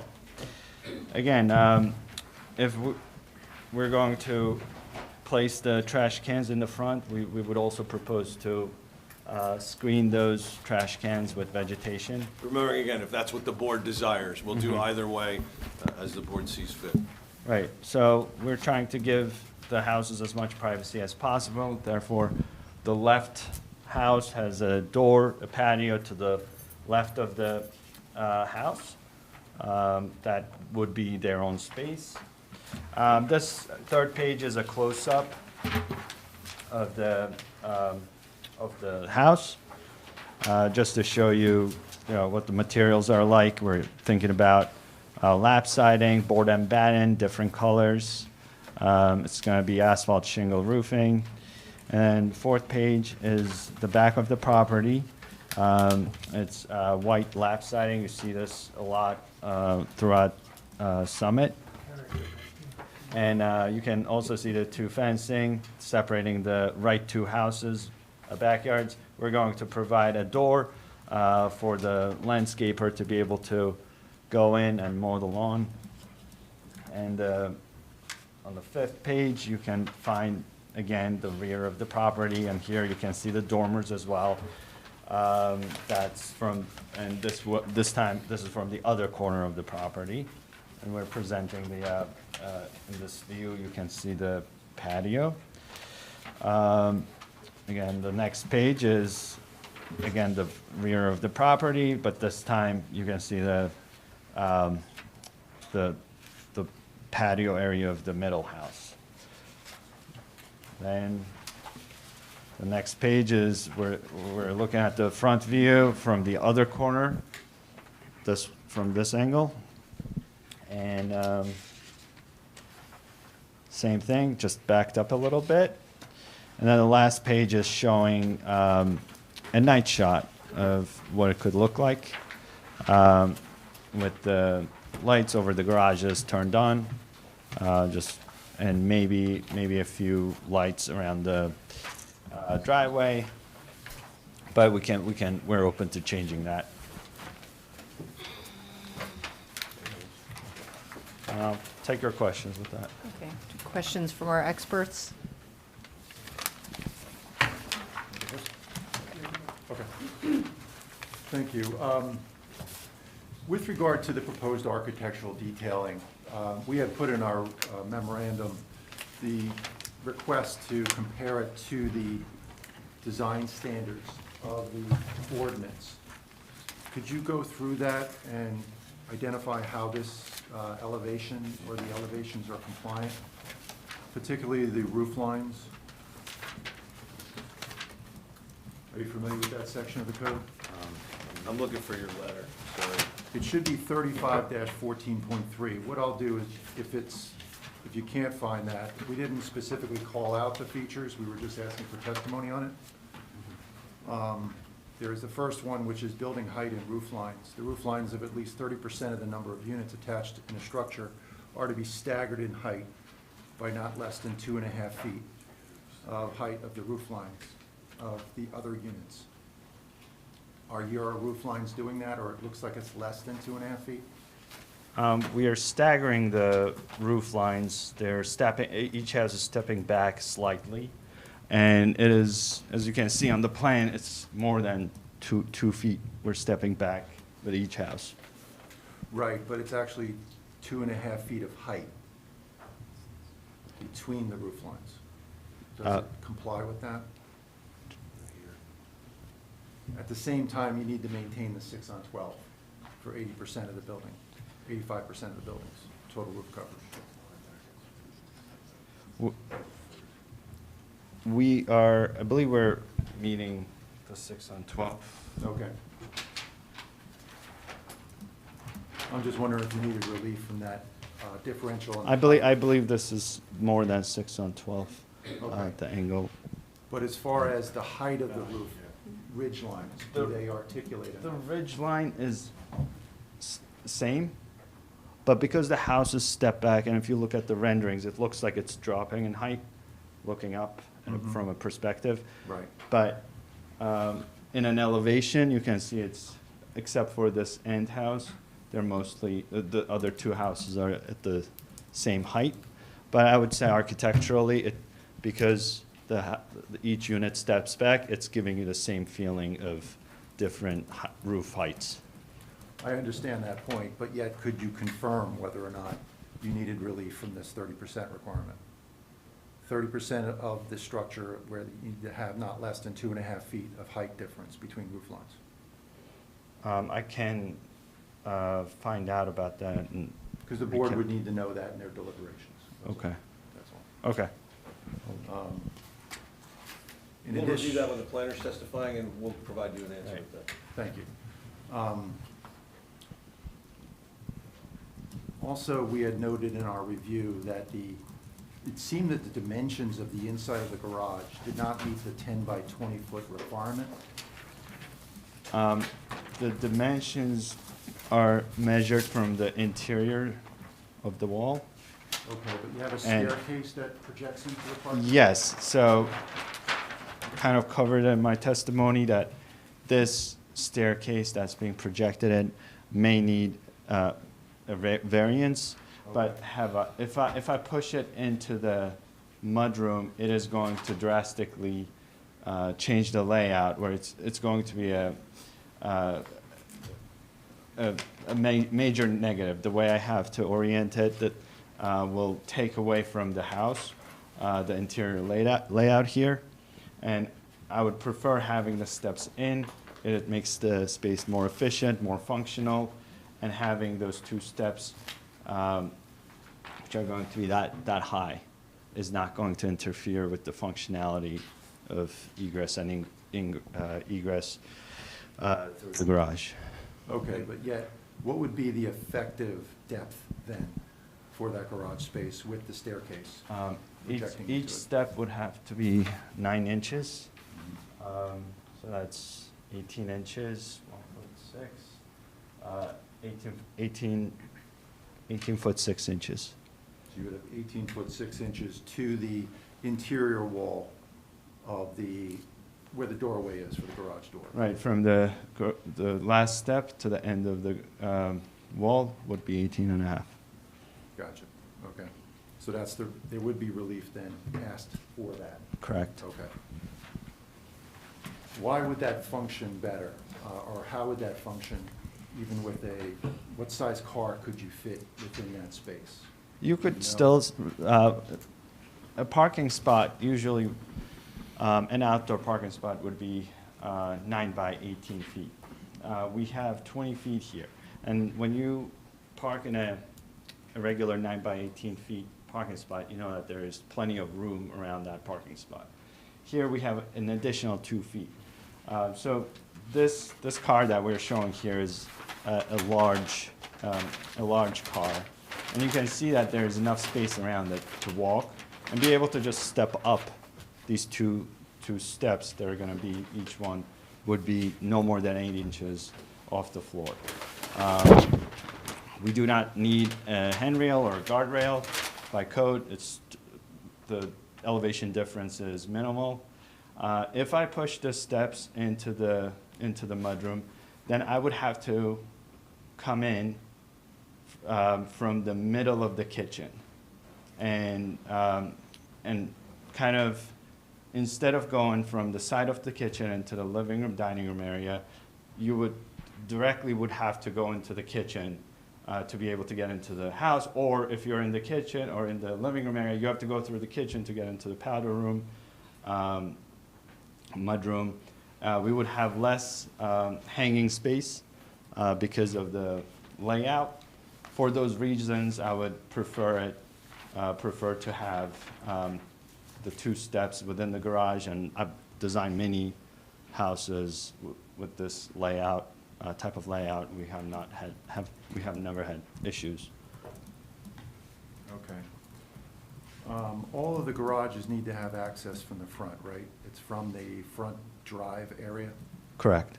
so they are front facing. Correct. Were you involved in the site plan design at all? Layout of the buildings on the site? Yeah, at the beginning, I was working with the civil engineer. Okay. Did you look at any other alternatives to try to avoid that front-facing garage condition? It's really not possible, especially for the middle unit. And I think it's more functional, having them facing the front. And, do you wanna add anything? Yeah, we don't believe there are any better options from the side. So can I just clarify, Mr. Snakis, are those 3 additional variances besides what is, or that you're calling out for the relief from the roof line, the staircase, and then the front-facing garage? I don't know if I saw the front face. I just want to clarify how many we're adding. The roof line is a design guideline, right, Ed? That is correct. The roof line's a design guideline, so that's a waiver. It's not a variance. Okay. But yes, the board does I need to just give said relief that. based on It's that. a waiver. Okay. In addition to that, I believe we had the garage dimensions in our review under item number 5 on page 5. Okay. That would be a variance. Yeah, that's in there. But the And front, but we didn't have the front, front-facing- did we have the front-facing garage in there? No. Front yard area. I believe that's new. or that would be in addition to the ones we listed. Okay. I think they may have addressed that during testimony earlier, but if I'm not mistaken. Okay, thank you. Just regarding the materials you provided in the illustration, you had indicated that there'll be siding. Can you describe that a little bit more? Will it be vinyl siding? Will it be mineral siding? We're proposing hardy board siding. Okay, so it will be. Yeah. Not the specific brand, but the style. But The yeah, mineral board type. right. Okay, thank you. Just wanted to identify that for the record. You had indicated the landscaping on the illustrations as well. You had showed just some shrub foundation plantings. Any shade trees you would have added to this? We do have large parking areas. We're trying to reduce the heat island effect, things of that nature. We can add those. I'm not sure if it is necessary because there are already large trees surrounding the property. They're surrounding the property, but not necessarily having canopies overhanging the parking spaces. I know you're not a landscape architect, Right. but that's something that I would stress We can- as you look at a plan. We would be open do to so, adding shade trees. as well as any other evergreen plantings as well. Correct. Lighting, you had indicated that you provided the illustration that there'll be, I guess, task lighting at the doorways for the garages. And then it seems that you have some small bollard-type lights Correct. that are also delineating the limits of the driveway. Correct. Yes. You have them rather small, they're low to the ground. The beam spread on those, I know you tried your best to illustrate what that might look like.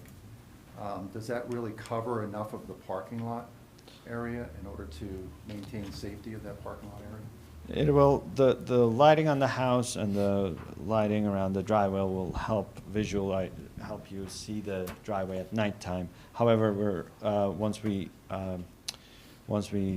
submit our landscape plan, we'll also submit a revised lighting plan that'll illuminate the yard. It's something that I just wanted to question about because there is issues of just making sure people are negotiating the drives appropriately because you do have cars backing in and out, things of that nature. It Correct. would not be our intention to do anything overhead or on a pole. We would do all surface. All low level.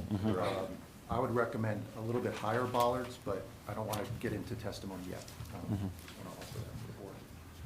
In your illustrations, I wanted to go to the rear illustrations. I just want to caution you, when you illustrated this, I know you took an artistic license with it, but yet, does the rear yard space actually dimension to the rear yard space you're proposing? Or, I'm looking at the fence sections you have. Okay. It looks like maybe the posts are 6 feet apart. And if I was to add up the fence sections, it might be larger than what you actually have to your property line. Could you Okay. confirm that? I didn't want this to, It may not be 100% accurate. We may have taken an artistic license on that one. However, we're not going to go over our property line. right, but yet, one of the variances being sought is that back distance off the rear property line. So this does not generally illustrate correct exactly what's happening back there. The rendering is as to the structure, and correct, the fence is there, but it is not an actual rendering based on the specifications and size of the rear yard. Okay, the space that's available. Thank you. Correct. No further questions. Thank you. Do you have any questions? The only thing I wanted to touch on was about the bollards. And I realize you're gonna change them a little bit, but you know, it's great when there's no snow. But if you have snow, Okay. there's no way to be able to see them. Good So if you're going to be using them for some safety in the parking lot, we'd want something that's taller. Taller, that yes. you can see. Yes, Right. we agree to that. I think that's all I have. Questions from the board? On rendering number 2, you show a very substantial group of trees in the back. I assume that's artistic license. It is. Okay. Yeah, but there are a lot of trees at the on the property line towards that side. That's actually an athletic field back there. There's no large trees of that nature in the rear. It opens up. You don't have a plan to use that to either. So that takes me back to my landscape plan. Would really be nice to have it in front of us. Now we're talking about a lighting plan. Would be nice to see it in front of us. Are those egress windows in the basement? No, those are regular. How about up in the attic? High, Are those high up on egress this windows in the attic? Attic. Because I kind of see those becoming livable spaces where maybe an extra bedroom could be added. 'Cause I They may always, be large enough to be egress window. And well, you should know the size of the windows, right? yeah. 1 second. Yeah, those are casement windows. They'll be egress windows, and the side windows. Then, but the basement window, that's not an egress window? Those are not an egress window, but we can add an egress window. I don't with a want you window. to. Oh, you We don't want- okay. we specifically discussed that, Mr. Nelson, Okay. and suggested that we should not add egress windows because we didn't want basement dwellers. Correct. Yeah. So it does. Yeah. They're not currently. It doesn't have to be. And then, this might be an off-the-wall question. The rain gutters that come down in the backyard, they're gonna drain to the front? Like the ones in the center of the building, so you're gonna put them all the way around the perimeter of the house to the storm door, to the storm water Correct. management system? Okay. That's all I got for right now. Oh, one more. Firewalls. You put firewalls between the units? It's all Required by going to be code? up to code. Yeah, they're going to be Through the firewalled. roof? All the way up. Okay. Yeah. Any other questions from the board? I just had one, and it kind of goes to what Mr. Nelson was referring to with the egress windows. I personally don't think having an egress window or not having an egress window is going to stop someone from using it as a bedroom. How many of the extra rooms, because what do they have to be, 80 square feet to be considered a bedroom size? How many of the extra rooms in each of the units are bedroom sized, counting the basement and the attic? I think there are 3. Counting the basement? Yeah. We have a flex room, a gym, a rec room, which doesn't have a door, so we wouldn't consider that a room, but gym, flex room, so 2 for each unit in the basement. On the first floor, we don't have any rooms.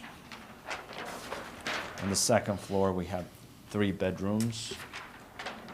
On the attic level, we have, on the middle unit, we don't have any rooms, it's just open space.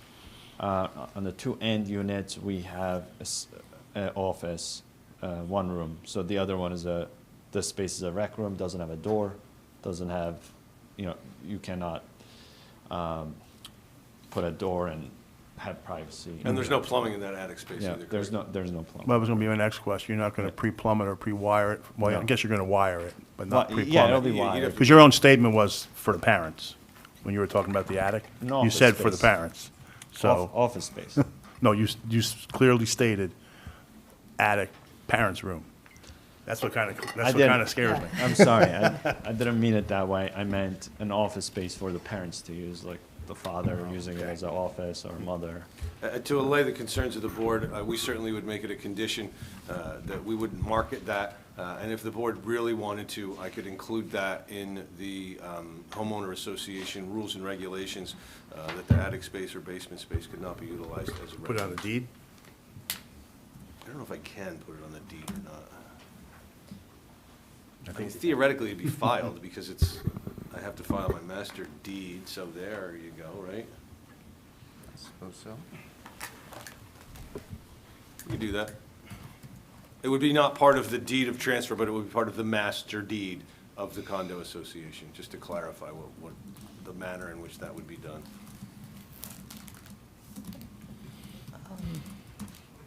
Well, at this point, we'll take questions from the Don, did you board. get the answer to the question on where the fire connection is for the sprinklers? I didn't ask, is there gonna be a? But I know that that's one that says they didn't see it. Is there one? It'll be residential. So they could be shut off if they don't pay the water bill. No, I'm not sure. That'll be designed by other Correct, professionals. right, but so if the water shut off, during a fire or after a fire, the other occupancies lose their protection, so you'd have to have. No, I don't think the sprinkler system, they would be able to manually Well, it shut. depends on whether it's a residential, which means it works off the water service for the house, or if it's a standalone. It'll be a So standalone. then there should be a sprinkler connection somewhere on the property, so the guys don't have to drive down there, hook up to the building. It should be remote, out toward the street, Okay, near a hydrant, correct. because we know the street's narrow. Mhm. So that would definitely help with the suppression problem on that, at least on that property. Okay. So I don't know if we have an answer. Okay. I know the chief brought it up, so. Correct. So if the chief brought it up, I figured you would. Well, Is that a condition we need to put in, clarifying where that connection is? I think it'll be like a 13R system. There are different tiers of. that's a sprinklers. residential sprinkler system, Yeah. yeah, which works off of your water service Okay. for your house. Any other questions from the board? Mr. Nelson, if I can ask a question on that, if there's 3 separate water meters, then each will be on their own system. There should be, no? yeah, but there's also a water main that shuts off the water to the property, I Oh, would from- assume, from the street. Correct. Just like if they pull the wires at the Yeah, street, yeah, you yeah. lose power to the structure. I mean, I'm not trying to make a Yeah, issue, no, but, it's a yeah. fair question. I mean, we'll work with the chief on whatever. He's the expert on that. Yeah, exactly. Okay, any questions from the public for this witness? Yes.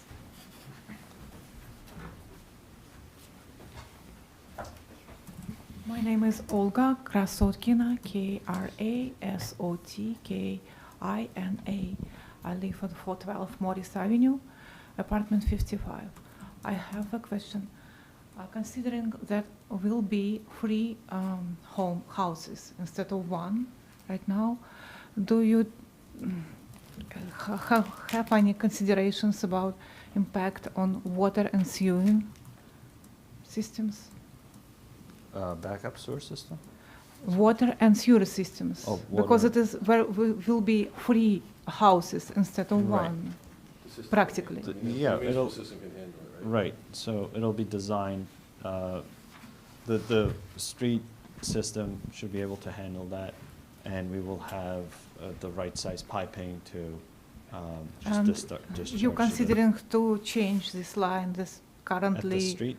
connected to this, yes? Oh, the existing line? Yeah, That's going, existing. yes. You have a plan for that, It'll be on the construction drawing set. okay.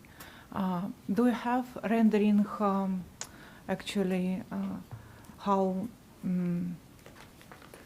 this look like from the unit to the property behind that? Because I'm living currently on the town apartment complex, Mhm. right behind Okay. your The system. behind the house? There are Yeah, no behind the additional front. renderings from the interior view to To the look exterior? at Yeah, now? just, No. just this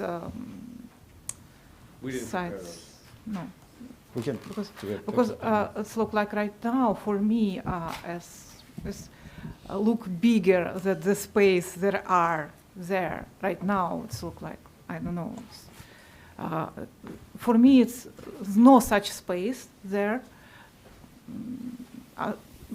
behind these proposed units. So it's just I'm considering there no space for any backyard at all. Just make sure you're Yes. asking Yeah, questions, Yeah. please. What size of backyards you proposing? Let's do the site plan.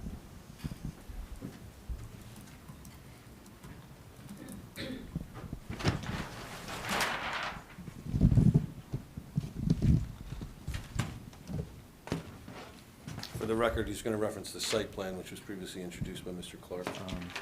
Where's your house located? Okay, so, let me go back over. Mr. Clark, would it be easier for you to answer the question? Where's the house located?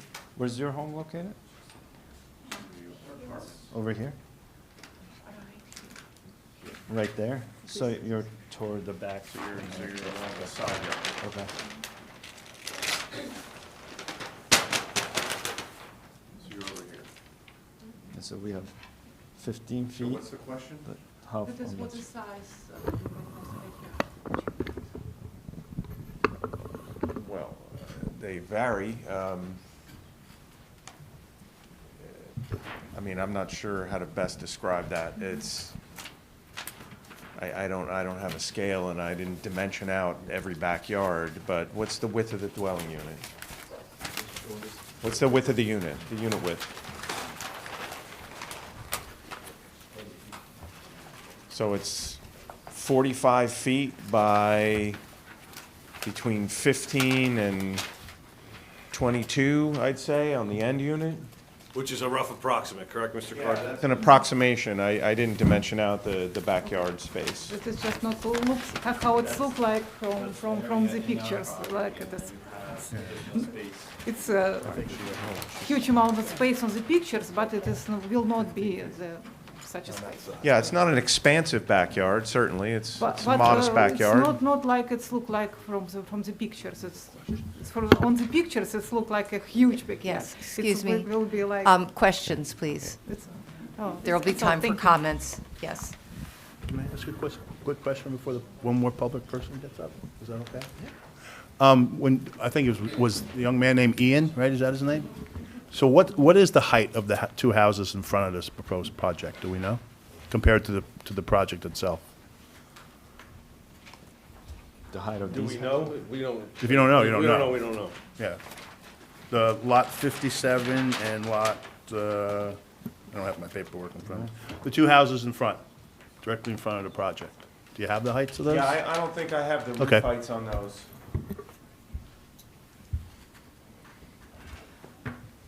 Any other questions from the public? Yes.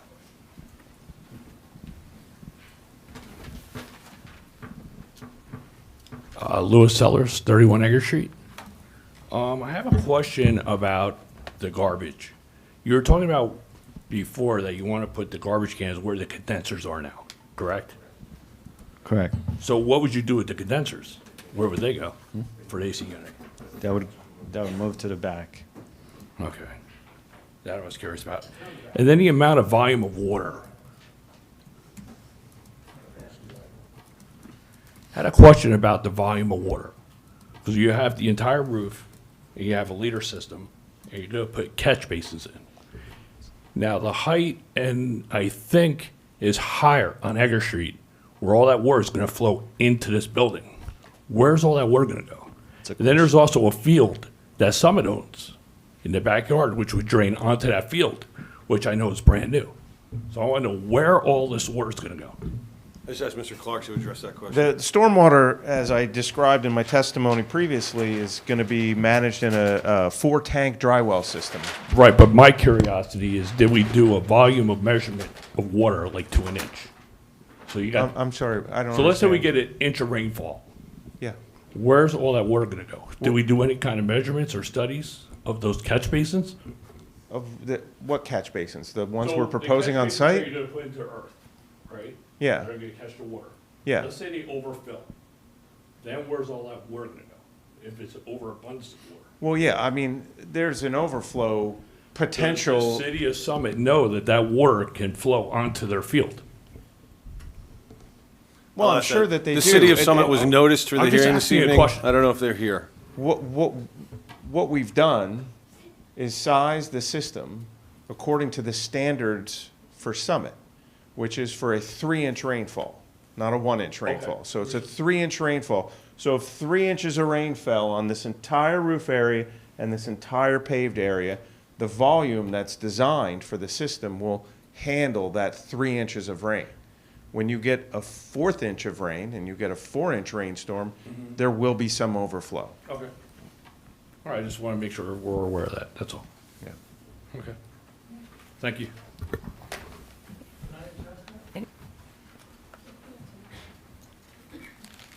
It's a free-for-all.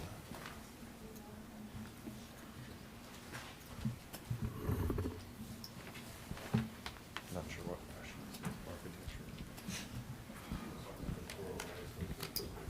Good evening. My name is Robert Delmont, D-E-L-M-O-N-T, 32 Edgar. I have a question, and I also have an answer to that question that was just presented. How do I do this? Questions only at this point. Questions, yeah. Okay. If you're questioning, the question is, you state that this catch basin is going to catch that amount of water. I have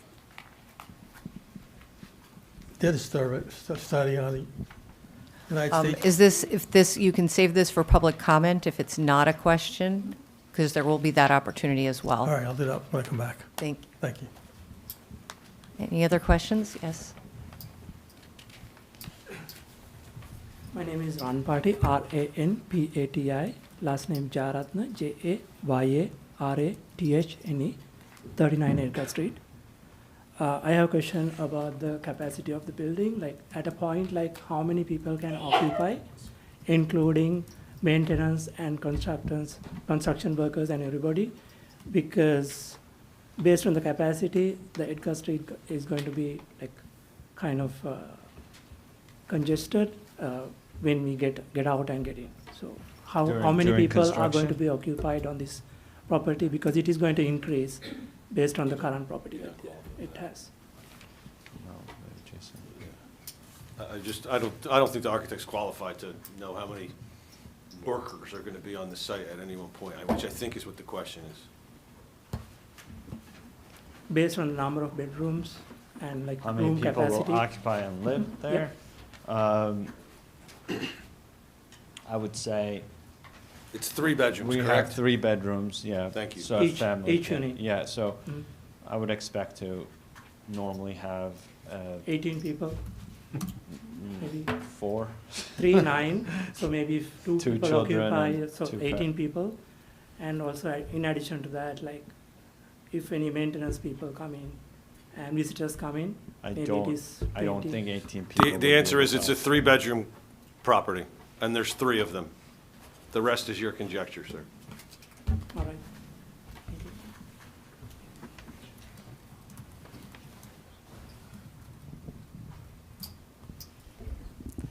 Hi, Leslie Salcedo, 412 Morris Avenue. We're the property right next to you guys. We're in your backyard. The city forester mentioned that there were 2 dead trees that had to get cut down. At the last meeting, you guys weren't really committing to doing it. Just want confirmation you will be cutting those trees down as they hang over power lines. And we've tried to reach out to those previous owners because we can't get access. We've trimmed them and everything, but they are 2 dead trees over the power lines that affect 57 units. So we would like those trees removed. The new owner will cut down the trees, the dead trees. We'll comply with the recommendations of the forester. Okay, because at the last one, it wasn't really sure if you guys were going to do it. At the last meeting, what I testified to is we would agree to the forester's recommendation. He indicated that, I think his comment was nondescript. He said there are 2 large dead trees on the east side that need to be removed. My testimony was we certainly will remove whatever the forester indicates should be removed. Okay. But I'm not sure exactly which trees those are. Oh, it will be clear. And we, again, we've tried to reach out to the Okay, previous owners. Excuse me. We're just going to stick with the questions right Okay. now. Thank you. Just Thank to you. move it along. Any other questions? Alfredo Oristanio, 33 Edgar Street. Last name is Oristanio. How many vehicles per unit do you estimate? 2 vehicles. per 2, unit. with a 3-bedroom house. Okay, how can I make this a question? I had 4, but that's another question. How do you, so that's 6 vehicles, potentially 3 leaving and 3 coming in. How would you propose they navigate when there's 3 coming in and 3 coming out with that narrow street, people backing out constantly, and that young man playing in the street? It's a very dangerous situation with all them vehicles. And 2 vehicles per unit is very low with 3 bedrooms, We're proposing 18-foot driveway. which is very narrow. Only 1 vehicle can pass through at a time. Questions correct? only. There's 2 vehicles can pass on an 18. On 18 feet? Yes. What if, when the garbage cans are there, how are they supposed to get by on the apron or the driveway? The garbage cans don't come out, the garbage cans stay back, according to my understanding. Some- Recycle comes out. That's right, So there'll be 3 cans there, so that 18 feet now is 15 feet. When there is a rainstorm or wind, they could be scattered across the whole driveway. You have 3 cars coming in, 3 cars coming out. Possibly more. Sir, This again is not a question, and I think you could That save is a this for, safety you could concern, save it for yes. comments, for Okay. sure. Thank Okay, I'll you. be back up. Thank you. Okay. Are there any other questions? Yes. I'd just like some clarity. At the last hearing, I think somebody had said that, Can you just give your name and address, please? Jessica Gutman, again, 29 Edgar Street. At the last hearing, I think it was said that they could have 4 garbage cans per household and 2 recycling bins. Is that correct? Is 2 and 2. 2 and 2? garbage and 2 recycling. Okay, so there's a potential for 6 recycling bins out on a property with no frontage. But you want to line up 6 recycling bins on the driveway? Or are you planning on putting it in front of 29 Edgar Street or 25 Edgar Street? I think my understanding was that the proposal was that putting the garbage in our driveway, right, on the side. So the property line of 29 Edgar Street will have 6 recycling bins lined up? And if there's... presumption that there'll be 6 recycling. Potentially. I'm just looking at the potential. bin for each unit. So 3 to 6 recycling bins will be along the driveway. That's your conjecture, adjacent ma'am. It's to not the 29 testimony. Edgar Street? There's a conjecture that they'll have recycling bins, yes. But I'm asking, is it going to be lined up along the driveway, or is it going to be lined up in front of The 29? previous testimony was that the recycling bins on recycling day would be lined up in tandem at the end of the driveway, or however else the town requires it to be done pursuant to ordinance. Okay. Do we know what the town requires? Is that something that's acceptable to the town to have them in tandem along the driveway? to do when you bring your recycle bins out? I put them at the edge of the corner of my driveway, and I have a very long curb, Okay, so we would do something similar. but there's no curb.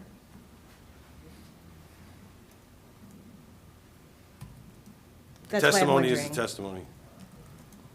Okay, the testimony is the testimony. I'm just wondering if there's no curb, where the recycling bins go. I also wanted clarity on, and really I do, you said that you were moving the garbage and the recycling to the front of the property, right?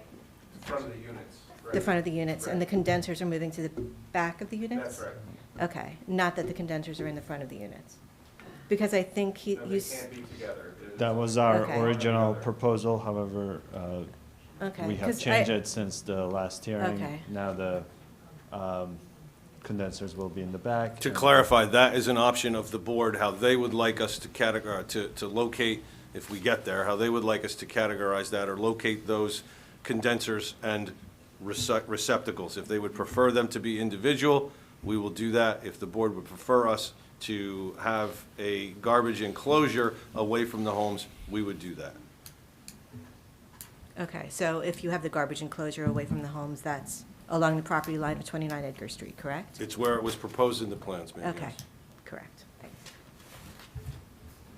Any other questions from the public?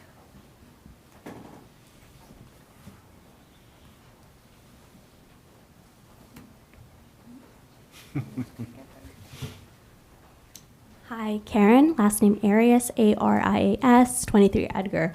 Will you guys be providing guest parking for these units, or will they be adding to the already pretty big parking issue that we have? We have one guest. All the parking spaces. All these parking spaces count as guest parking spaces. This is a question for the We'll planner. have, we'll have the planner testify. Yeah. Okay, thank you.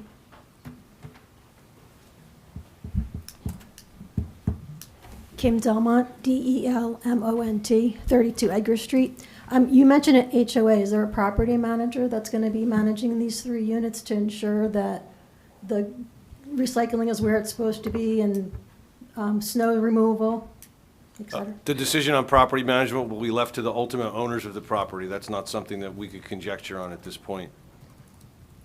So there's no guarantee that the recycling bins are going to be where they said they're going to be?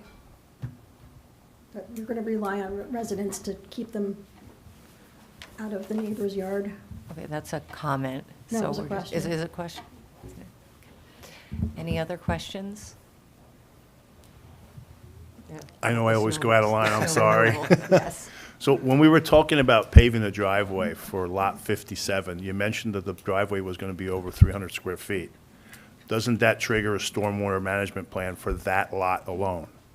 And if so, who's going to be responsible to do it? The owner of the property or the applicant? Because you're adding 300 more square feet of impervious Isn't it- material. We're not adding 300 more square feet. I was indicating how much that is. Right now, it's stone. Right now, it's So stone. it's a driveway that's stone Okay. right now, which Is- counts in the ordinance as impervious Correct. coverage. So is there a plan to pave that for the, who would be responsible for paving that? You guys or the owner of the property? In this scheme of things here? You're providing them with the space. You agree In to that? coordination with this project, it's been offered that that would be paved. Okay. What happens 5 years from the end of the project, then it's that owner's driveway. So if they needed to repave it, they'd repave it. Okay, so am I out of line for asking you mentioned the dimensions, which would be over 300 square feet of possibly paved driveway? Because it's existing Right, but impervious coverage. Right. So It- Gravel It counts might as add impervious 100 in square some- feet, but the area that's there will be about 400 square feet, which was what I thought your question was originally. What's the area of that driveway? So if it's paved, they don't have to manage the storm, No, rainwater if the coming off that? total new paved area does not exceed 300 square feet, it doesn't trigger the stormwater. And we're adding maybe 100. So you're Well, not, it's actually not 300 square feet of new paved area, it's new impervious coverage. And what I'm pointing out is that most of that is currently a stone driveway. Correct. Which counts as impervious coverage in the city of I Summit. gotcha. So if you had a stone driveway and you paved it, it's not an increase in impervious coverage. There's no trigger for additional stormwater. I management. disagree with that statement. Well, I'm just telling you what the That's- ordinance that's says and the code. how the That's what the zoning code is treated. Okay. We have We'll talk to- offline, but- We have I- to treat it that way. I do have one question based on something the previous person said, which I don't recall. Is there any clarification on how snow removal will occur on the property here? Because now there's testimony that this is going to be managed by the individual people from the units, but it does seem like it's going to be. Just to be clear, Ms. On, that was not the testimony. I was stating that there's no proposal at this point. We can't know what these owners are going to want to do. They may want to hire a management company, they may not. Maybe one of them is a property manager for a living. That's the only thing we were I just wanted to saying. know what the proposal is on how to remove snow. I believe that was one of the questions that we had from our experts as well to discuss snow removal. And Yeah, my testimony before was that my expectation would be that a company would be paid to remove the snow, Removing to it, handle yeah. the snow. I mean, gone are the days when, the kid up the street shovels the driveway. Couldn't those requirements be put into the master deed? And then Yeah. whoever's supposed to take care of it has to do it. And we can require that. Mr. Steiner, what would just so I understand, what would the requirement be? Well, That it would have to be what's being brought professionally up is removed snow? removal, trash can placement, all the rules and regulations that people are asking about that we're not getting an answer because it's somebody else down the future has to make the decision. Well, maybe we make the decision now and put it in the master deed. that we If that pass makes you on. comfortable, I would stipulate to. I'm sorry? I said if it makes you more comfortable with this application, we could add those details into the master deed. I wouldn't want to bind a future association to require them to have a management company or to say something like, we're going to have snow removal done professionally because No, I but could it's pay got my to be kid that snow $2 to do removal it, will and be that done counts. Within 5 hours of the end of the snowstorm. I'm making it up here. Whatever it is that we decide that we want the rules or that you would propose as rules to put into it. Because I think the proposal should come from the developer and then see how that floats with the board and the public. I mean, if you want to propose something, I usually go with the standard of, I'm sure there's an ordinance for the city of Summit that says within a certain period of time from the conclusion of the ice or snow event, that this lot is supposed to be cleared. I think that's a municipal ordinance. I don't know that I need to put that in the master deed, but we would, in the manner of where the snow would be placed. I think it's a little hard for us to put that in a master deed, to say that it's going to be, near spot 4 if there's a certain number of inches. I mean, I think- we can't plan for every single possibility. You can say that the snow is not going to be on either side of the stem of the driveway. I think that's the real issue. Where is that snow going? Because that's a really long stretch of driveway with almost no place to put the snow right now. So that looks like something that probably needs to be addressed. I mean, the reality is, we could agree to that. There would be no snow placement in the stem of the driveway. Any snow that would be placed on the property to melt would be put somewhere else. I mean, the reality is, it's gonna be in the grassy area to the right or to the left of the parking lots. And are there any other questions from the public? Okay. Yes. It may be actually easy question for you. So if you start the project, let's assume you will, how long do you foresee this to go? Because again, it's a narrow street. You will have construction workers. It's going to be impossible for anybody to move in or out. What is, how long is that potentially can take? Because that's a huge disturbance to the street because of the size of the project. Typical construction timeline would be around 9 months. Thank you. Can you just give your name again for the record, please? Apologize. Catherine Rubinstein, 35 Edgar Street.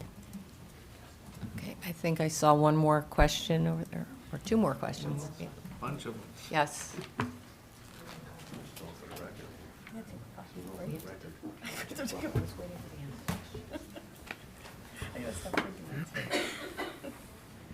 Kim Delmont, 32 Edgar Street. So during the 9 months of construction, where are the people who currently live on Edgar Street supposed to park that are currently using on-street parking?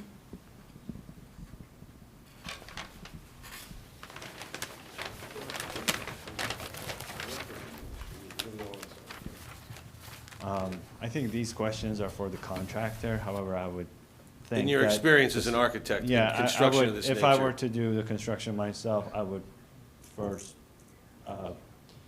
plan out the driveway issue with the homeowner, the neighbor, and then continue the construction. With a lot this size and the fact that there's going to be 8 or 9 or 7 overflow parking spaces, based on your experience, isn't there enough space on this lot for the contractors to be on the lot during There the is. construction process? There's an 18-foot driveway, and we can bring in heavy equipment if needed.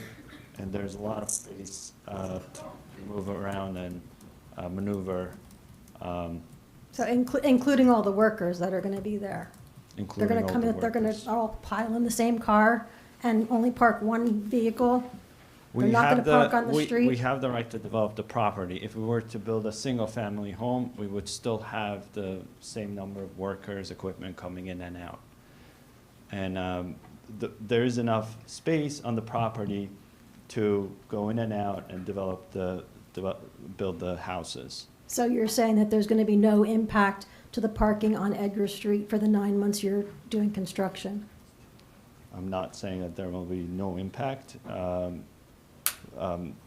There will be the same amount of impact that a single-family home construction would have. Thank you. Are there any other questions?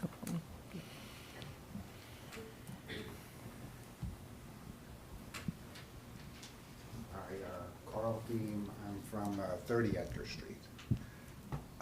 I'm sorry if this is a stupid question, but I'm just trying to understand how all this fits on the property. So I think you said the building is 3 units, 45 feet each. 30 feet wide, 30 feet wide each, and about 33 to 36 foot deep. So about 100 feet wide. And how big is 90 the feet. current, oh, sorry, how big is the current house that's there? In terms of that same width?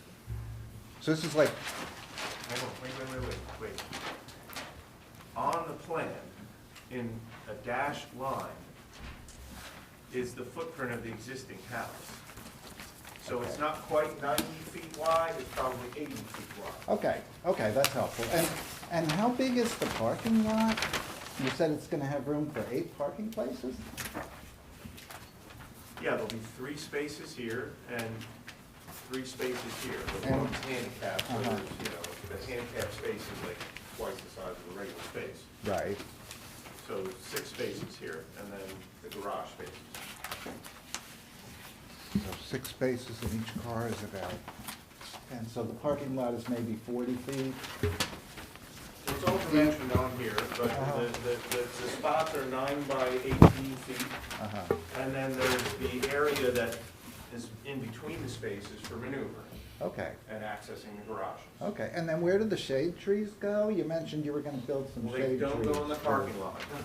They go, they'll be around the parking lot. Okay. And then the backyards, I mean, they look gigantic in the picture, but they look tiny. Yeah, we So talked what about are it a the, few times, yeah. okay, I'm just asking, like, what are the measurements of those backyards? What is the patio measurement? Well, There's a patio and a yard? well, Like, how does this all fit? I mean, I go back to, my one question is, how in the world does all this fit on one property? It doesn't, number one, it doesn't match those pictures, but number two, it just doesn't seem to add up to what I see when I walk down the street, and there's a little tiny house back there on a little tiny lot. If you look at the dashed line on the front, that's the existing house. If you want to come closer, I can show you. The proposed homes, the footprint of the proposed homes, you can see the existing house. It's not that much bigger than the current footprint of the home. Right. We're pretty much adding a second level, 2.5-story house. So I was able to design the houses.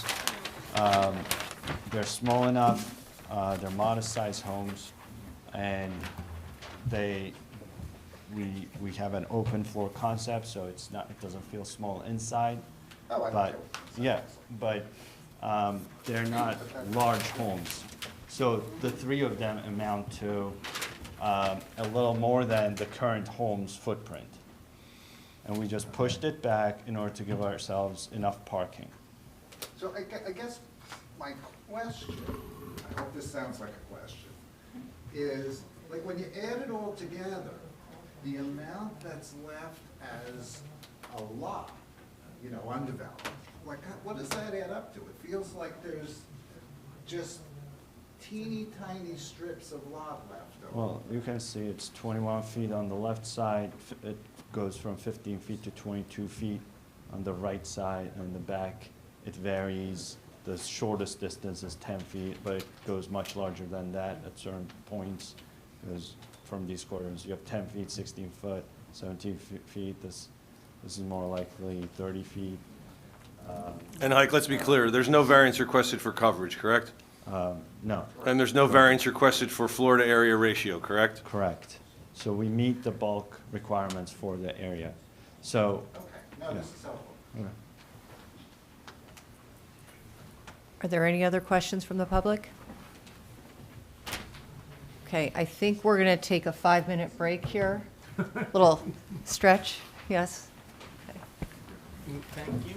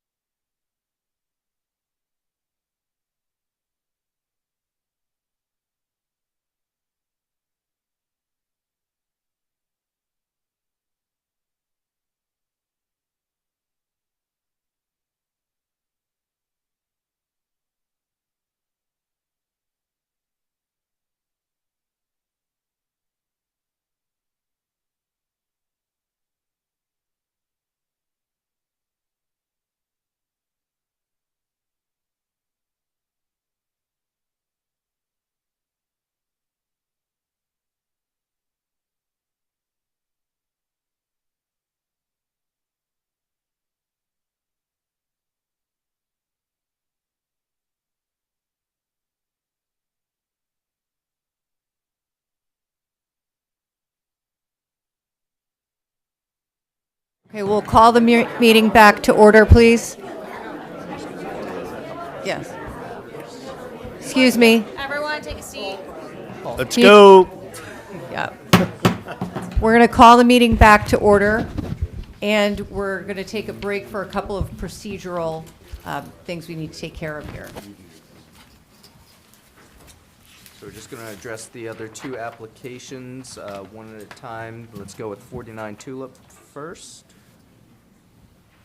If we could just have one representative come up to the microphone, please. Sorry, I can't hear you. If you could come up to the mic for 49 Tulip. your microphone. A representative.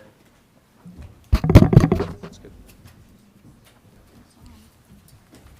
All right, so obviously, given the late hour of the evening, it doesn't look like we're going to be getting to the other two matters this evening, 49 Tulip or 6 Llewellyn. So as we discussed, we would be looking at carrying this until the next available meeting date, which is June 2nd. One other question, is there any chance that, I know like you guys, you have that sort of alternate meeting sort of planned in there. Is there any chance that any of those alternate meetings would get opened up? It's unlikely. You know, if we want, what we could do is carry it until a closer meeting to re-examine the schedule and see if we can possibly squeeze on. But we might get pushed again, is what But you're saying. it's like, well, it would just be for scheduling purposes. Is there And any space on the March 12th special? I doubt it. Okay, I just know that we put a special meeting in. Yeah. That's why I was asking you if there was So- any. And I thought the one was really short, and I don't know of anything else that's been put on. Yeah, there's 2 on there. So if we want to take another look, and you think this is a brief application? Yes. We can carry you to a closer meeting, knowing it's not going to be heard that evening, but for the purposes of looking at the schedule and being able to nail down a final hearing date for you. That, if you'd prefer to do it that way.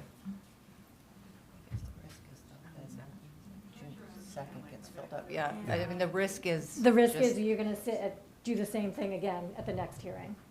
And that June 2nd, at that point, could possibly be filled, right? That's the thing. It's a if other possibility. things carry. In other words, most likely, there's not room really on the hearings. They're going to try to sneak you in, but the chances of you being heard are probably slim to none again. And then you may miss the June 2nd slot, because other people will then be put in line in front of you.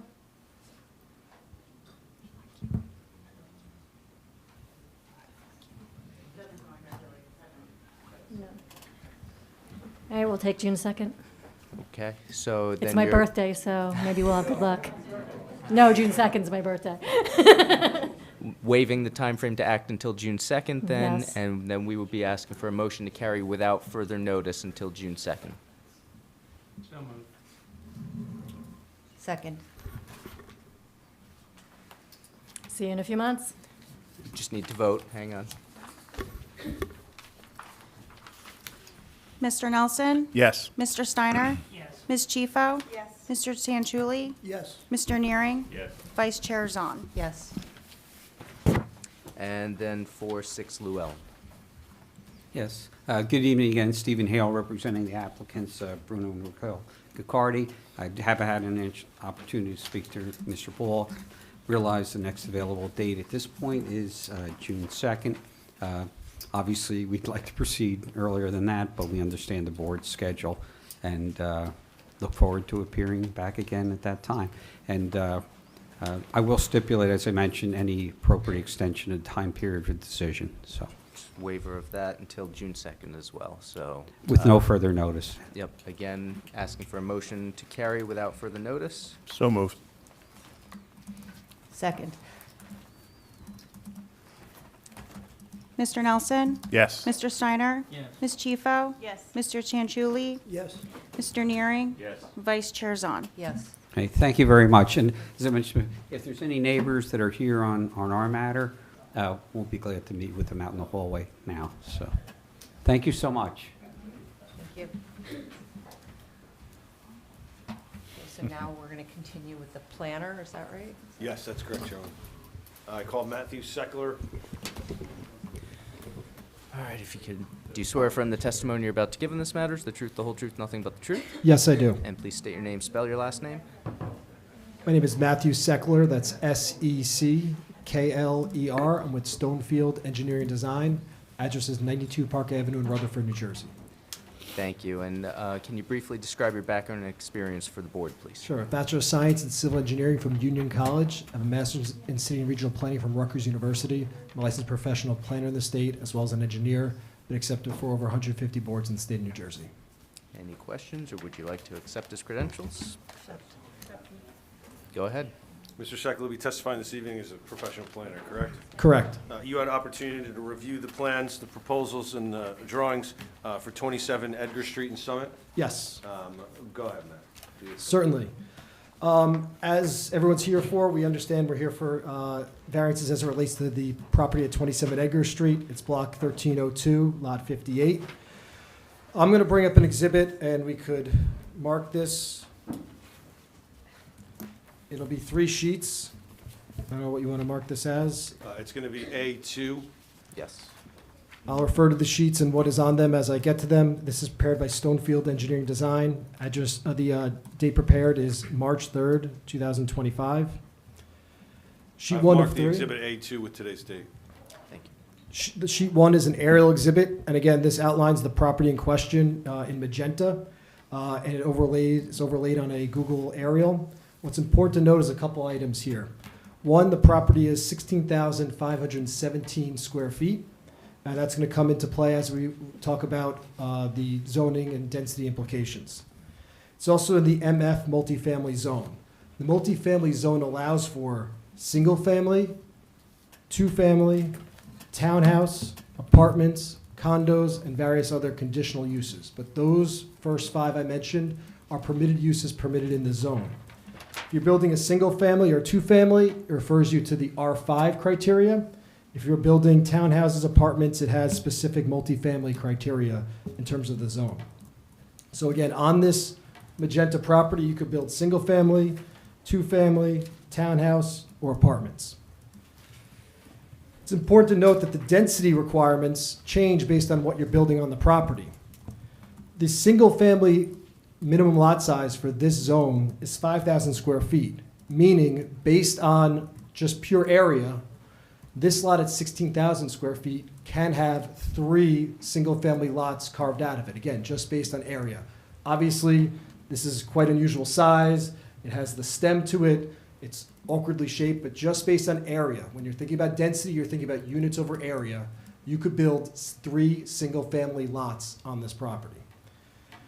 Two-family lots are allowed to be a minimum of 10,000 square feet. So you could carve this property up into a 10,000 square foot lot for two-family, and one leave over a lot that's about 6,000 square feet for a single family. So again, another development option for this property based on square footage is a two-family house and a one-family house is what can be built on this magenta property based on the area shown. An apartment. Apartments in the MF zone are permitted to have 12 units per acre. That would be the equivalent of 4.55 units on a property of this size. An apartment is defined as a multifamily building with horizontal separation, meaning that the units are separated and stacked up like a cake. You could have, based on the lot area, over 4.5 units on this property. Townhouse, that's what we are proposing. That is a multifamily dwelling with vertical separation. And this is based on your definition, vertical separation between the units, meaning that you're sharing a wall on the side of you, not floor to ceiling. Based on that standard, you're allowed 6 units per acre or 2.3 units for the dwelling, for the lot size that we have here. And that is one of the reasons why we're before this board. Because of the type of unit we're proposing, which is a townhouse, vertical separation, we're only permitted to have 2.3 units. But again, this lot area, based on the zoning ordinance, based on the governing body, can allow for 3 units if it's single family, if it's a two-family with a single family, or if it's what's defined as an apartment. Again, we are going side to side as a townhouse, so that is why we're before this board for the D variance. As it relates to, and I'm now going to flip quickly to the third sheet, and I'll go back to the second. This third sheet is called setback analysis. This is, and I'm going to zoom in a little bit. Again, the property in question outlined in magenta. In red is overlaid the buildable envelope based on the setbacks for this zone.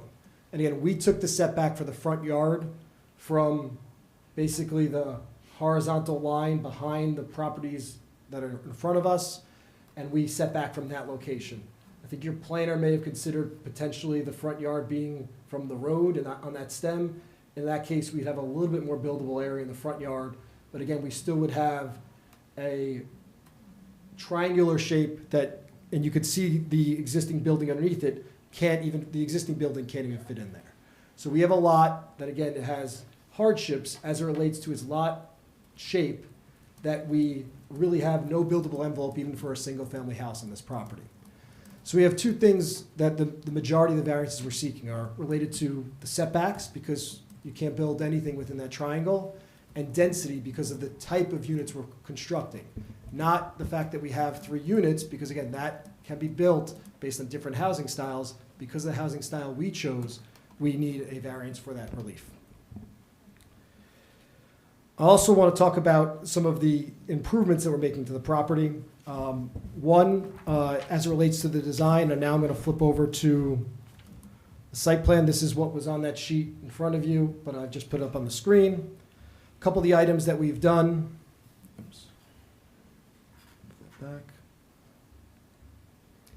Is because of the unique shape of our property, the fact that we have this long stem and we're basically in other people's backyards, we're in lot 59 and 57's backyards, we shifted the property back. We decided to comply, or actually provide excess front yard setback to our buildings, and sacrifice the rear yard which backs up obviously to the school property, to our back. So again, when you looked at that triangle, what we sought to do was increase the setback to the front yards, and again, we are providing, I believe it's 43.1 feet between our building and lot 59, where 30 feet is allowed, so we're in excess in that location.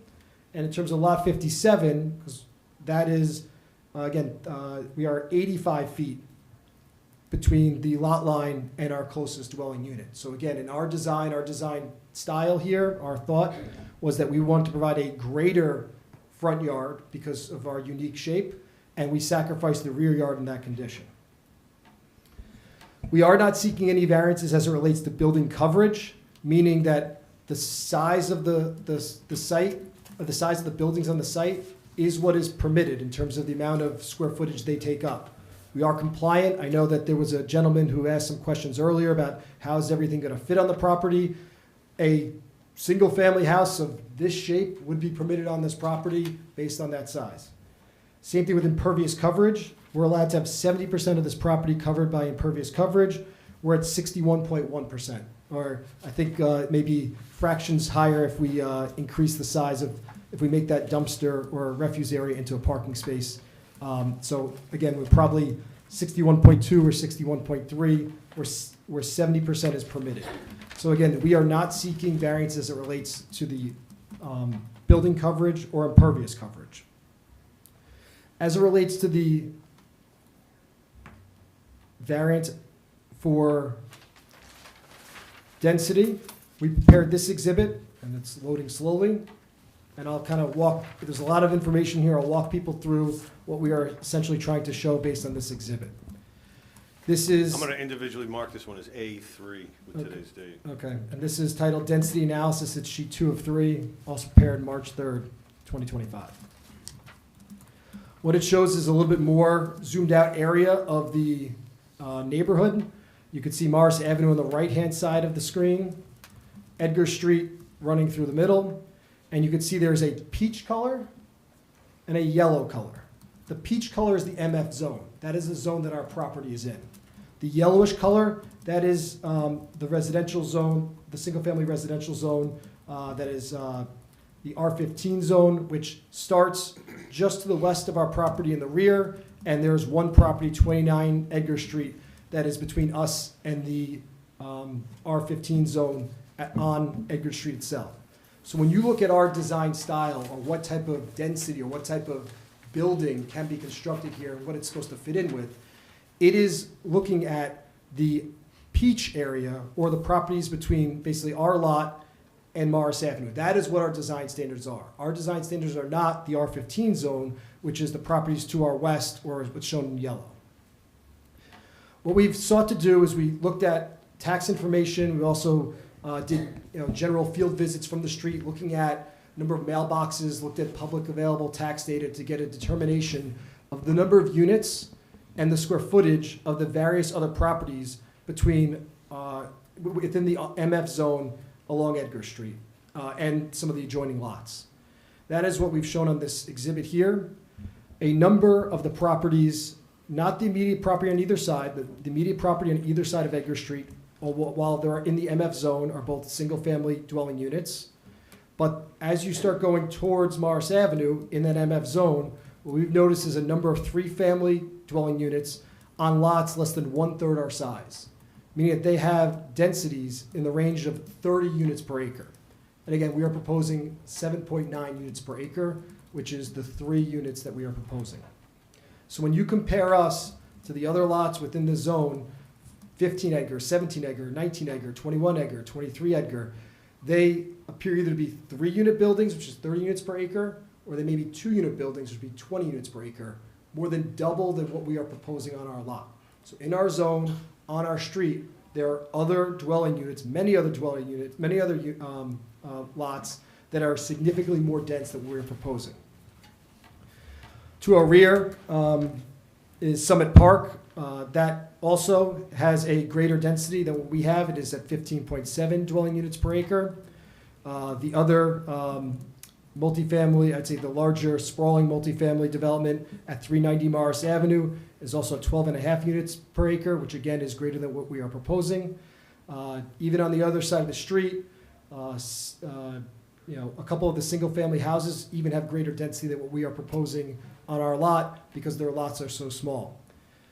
Our lot, again, has a greater percentage of pervious coverage, meaning non-developable area, than the vast majority of the rest of the neighborhood that is in the MF zone. And the reason why I'm showing this is because the threshold for a density variance is not the same as a D1 variance. We are not seeking, and we do not have to satisfy the Medici standard, which is the highest threshold for granting variance relief. However, the density variance threshold is outlined in the case, the Grubb case, in which it shows that there is a relaxed standard in terms of what the board is to evaluate this application. One of the criteria in evaluating this application is whether the site could accommodate the potential problems associated with the enhanced density. Now, I want to again refer back to the fact that we could fit 3 units on this property based on the square footage if we decide to build them as single-family houses. If we rip the houses apart and said we want 3 single-family houses, we wouldn't be here for a density variance. We have other variances because of lot coverage and things like that, but we would not need a variance. The governing body felt 3 units is appropriate based on our lot size if we were single-family. 2-family and a single-family. Apartment. It's only because of the arrangement that we have on the property of the buildings is why we're here for the density variance. And I think that's important because all of the potential negative impacts, the lighting, traffic, noise, smells, those type of negative impacts that could come along with density would be the same if we were those single-family houses or apartments on this property.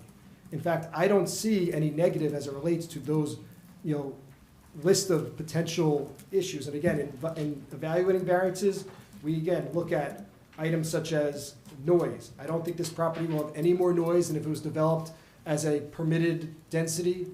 I don't believe there's any additional issue with the height. Again, the height, I think we're compliant. Noise, lighting, parking. We actually are compliant with parking.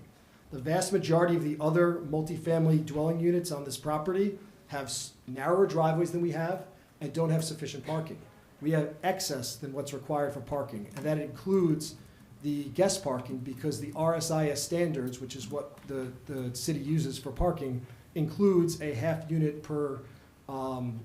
parking space per unit standard for guest parking, and that is what we have, and that's what some of those outdoor spaces are used for. So again, I do not believe we have a parking issue.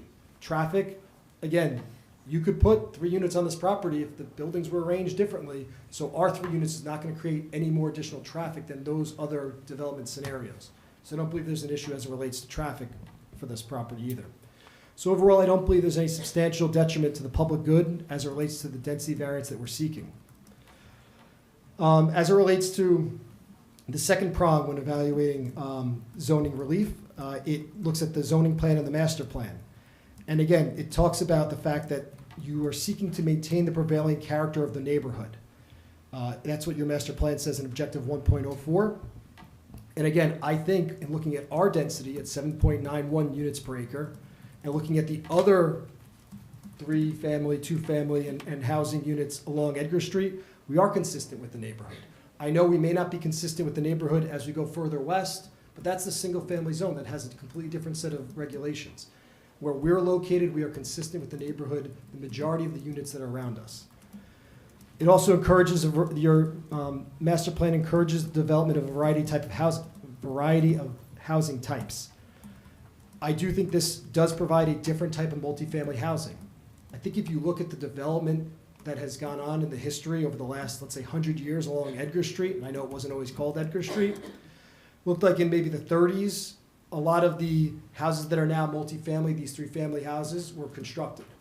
That was the style of the time, was basically you stick, a 3-family, like a 3-family house where you may have maybe a single-family house and converted, like single entry, maybe one entry on the side, up and down style apartment living.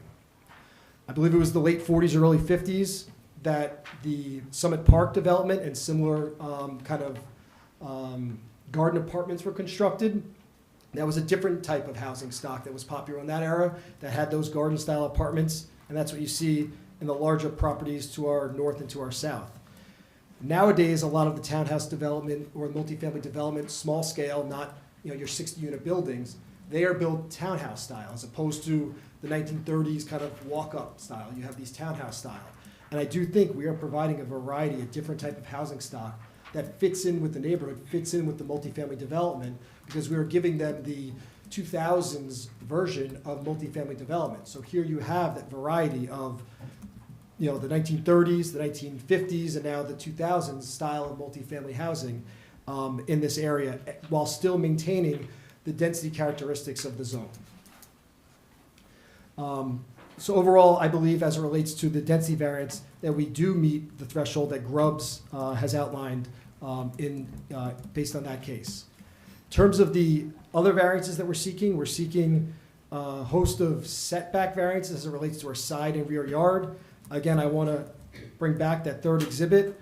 This is really a C1 variance issue. This is a hardship.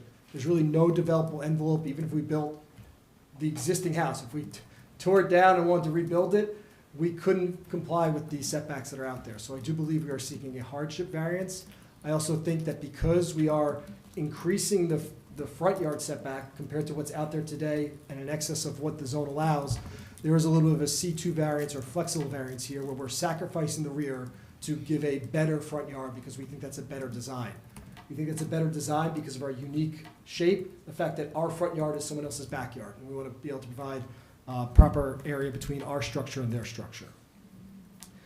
Lastly, I think there was a bunch of waivers as it relates to this application. A couple of the waivers, I think one of them, in talking to the architect and the applicant, I believe we'll be able to satisfy the issue with the varying building heights.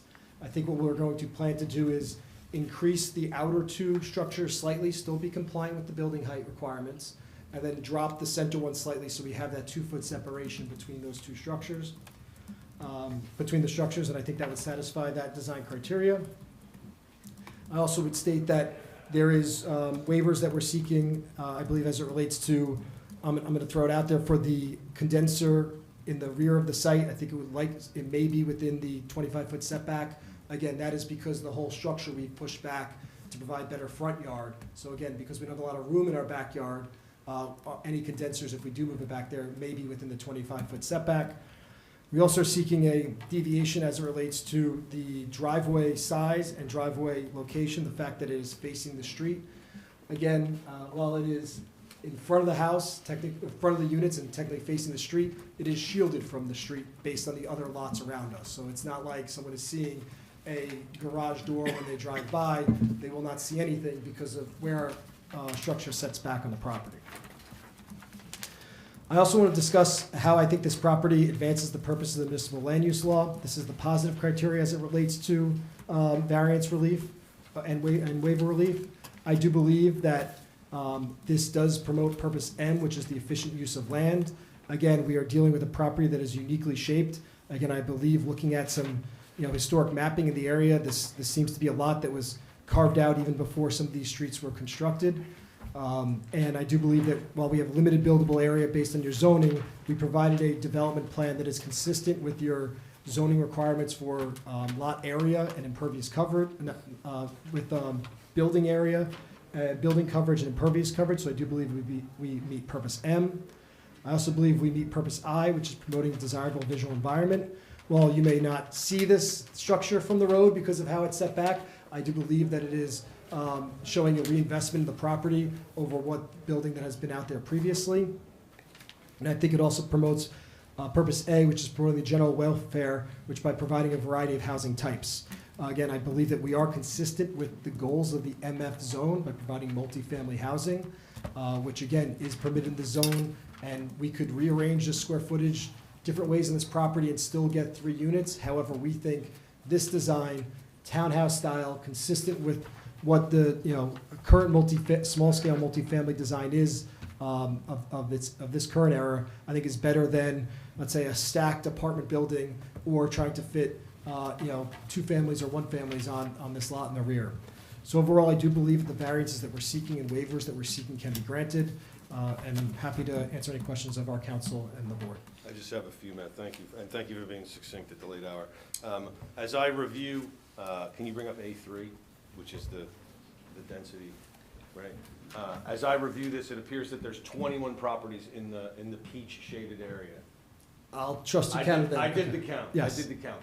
How many of those conform with the density restrictions or requirements of the zoning ordinance?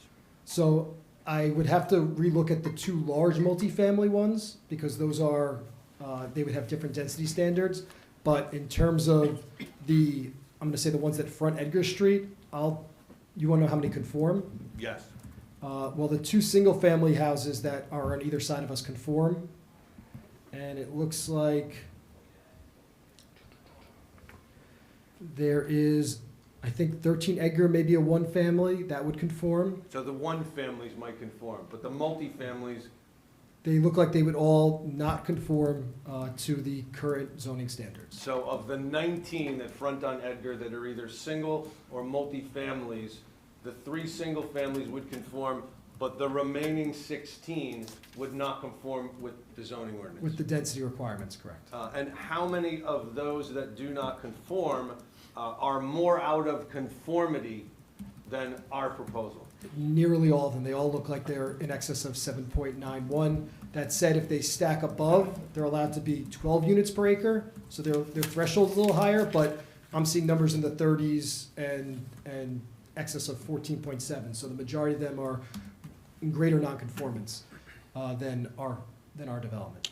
And if we decided that we wanted to do apartment living on this lot based on this size, and we did 4 units, we would be the conforming lot in the neighborhood as a multifamily, would we not? We could build 4.5 units. Obviously, you can't build a half unit, so we could build 4 units based on our lot size.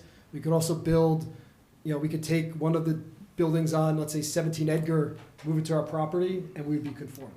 And that has 3 units. Okay, thank you. Questions from our experts? Yes, thank you. Thank you for your testimony. Getting back to your first part of your introduction, you talked about single-family and 2-family homes, and then you talked about townhouses.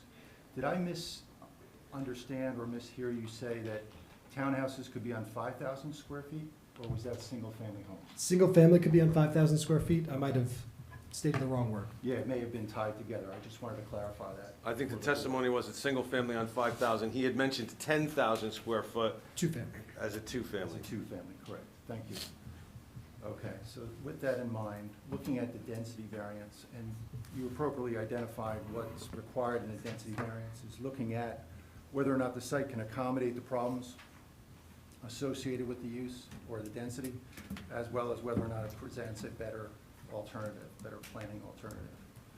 When we look at density, we're looking at the impacts also to the surroundings and to the actual density that's being proposed on the property. A conforming density for this property would be 2 townhouses, correct? 2.3, but yes. Okay. You would have more area for setbacks and things of that nature. Have you looked at the amount of relief you're requesting for the rear yard setbacks? How does that compare to the zone plan? I'm looking at the purposes of that rear yard setback requirement, and the standards of light, air, and open space. Certainly, and again, I'm gonna go to my third sheet here. So, again, I don't believe that even 2 units could be constructed without a rear yard setback, or potentially you could push it forward and, I guess, comply, because you'd have to build it within this red triangle, 2 units. That said, again, the idea is, from a rear yard setback standpoint, is to have sufficient light, air, open space. To the rear of us is, you can see the field in the background is the school property, so there's not a residential property that backs up to us. So again, I do believe there is sufficient air, open space. If I was going to sacrifice one of the setbacks, either front or rear, I would sacrifice the rear to benefit the front, and that's what we did with this design. And again, I think even a two family or 2 units per the density that's allowed would have a setback variance as it relates to the rear. Okay, but this exhibit here, you're showing the front yard setback requirement, correct? We're showing it from the line that is, I guess, adjoining the neighbors to our front. Right.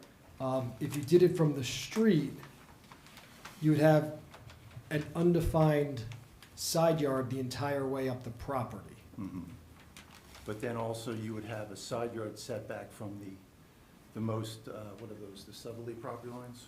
Excuse me, I guess those are the southerly lot lines that separate lot 59 and lot 57 Yeah, from the property? Might get dangerous because I'm not good drawing on the fly on this. But if the front yard was actually from the street, if that's how you want to measure it, Mhm. your developable envelope would get something like this, which means it would really push the building. You, I guess, could build something, but it's gonna be right up on the property, the lot, let me get the right lot numbers. Well, actually, wouldn't you have the side yard setback requirement as well from those lot lines? Because really, the way the definitions work for front yard is it's from the front right-of-way line, or the front lot line. And then the side yards are the lot lines that are other than the rear yard. And the rear yard is the minimum setback, it's the most distant from the front lot line. So you're saying it would be something like, So you'd have 25 feet essentially, right, from those areas? something like that. Right. If you're calling this a side yard, even though, again, I agree with you, it's, I guess by definition is a side yard, but it would not be, you know, it would be between our front of our house and the Right. buildings in front of us. So technically, you could put 2 townhouses in that area and still comply with the side yard setback requirements. If that's the definition, again, I'm gonna defer to you, that could be constructed. Again, I do think then from a C2 perspective, our design of not being right up in those neighbors' backyards is a better design by pushing it back. And again, I'd rather sacrifice our proximity to the school property than our proximity to the neighbors in front. So again, while I guess by zoning that may be allowed, I think again, that's a clear C2 where there's a better planning alternative. Okay. You also made comparisons to a permitted number of apartments. I think you said 4 units. Have you studied any sort of layout of what an apartment would look like on the property? No, again, I assume it would potentially look like some of the maybe converted single-family houses, whatever, I don't know the history of the other units on Edgar that have 3 units. I don't know if they meet your definition of apartment, because I've never been inside to know how those units lay out. But again, an apartment, which would be a multifamily building with more than 2 units and a horizontal separation between the units, would permit 4.5. But you really didn't look at a plan that would show that? Correct. Or conclude that whether or not the parking would fit for 4 units as well? It's possible the parking would fit for 4 units, yes. Okay, but you have not looked at that? So Correct. it's really just your opinion that that would be the case? Well, I'm just stating that from a pure lot size perspective, I did not do a design to determine if there's any other deviations or variances that would be generated. Okay. You heard the board talk about a request for a buffer or landscape plan. In your professional opinion, what's being proposed here as well as whether or not the density can fit, how can you conclude that there's no impacts to the neighboring properties as a result of the side yard setback variances? Well, I've heard from the previous experts in our council that they would be willing to provide buffer, so I'm going on the basis that whatever buffer is being requested by the board or the board's professionals would mitigate any potential setbacks because it'd be generated and requested by the board. So I'm going to the assumption that there would be proper screening, proper buffering, based on whatever vegetation is being suggested. Even with the side patios being provided, especially adjacent to the single-family residential zone on that side? Yeah, and I'm gonna go back to the exhibit. Again, where we're in violation of our side yard setback is in the extreme rear of that property. So while I appreciate it is a single-family residential dwelling, it is back near its shed. And I think if you look at the site plan, you can see the shed is basically as close to the property line as our patio is. I don't have it exactly scaled off, but it looks like it's approximately, 6 to 8 feet off the property line. So it would be in a similar location as our patio. But that gives enough room for buffering, at least for the buildings and their second-story windows, being at that setback distance? Yes, and again, because we're so far, again, we're near their shed, so our patio is nowhere near where the actual dwelling is. And again, that 6.5 feet buffer is clearly enough for some vegetation. When you compared your density to the other lots within the surrounding area, I understand that you were trying to establish the fact that this is it's not out of character. When we also look at density, though, we look at whether or not they comply with the other factors of the property, whether it's coverage or setbacks themselves. Did you look at those other lots to see, even at their densities, if they complied with the other factors? Well, I could speak just from looking at the properties that, lots such as 15, 17, 19, 21, 23 Edgar, this series of what looked like to be 3-family houses, definitely do not comply with lot coverage as it relates to impervious coverage, just from my observations. And again, parking, in terms of the number of parking spaces, there's no, on these properties, they don't have sufficient delineated parking spaces. There are cars that park on the lot, but they're clearly not delineated. I don't have a number if they comply with parking. So definitely not parking, definitely not impervious coverage. Building coverage, they look like they exceed the requirement as well, but I don't have that defined.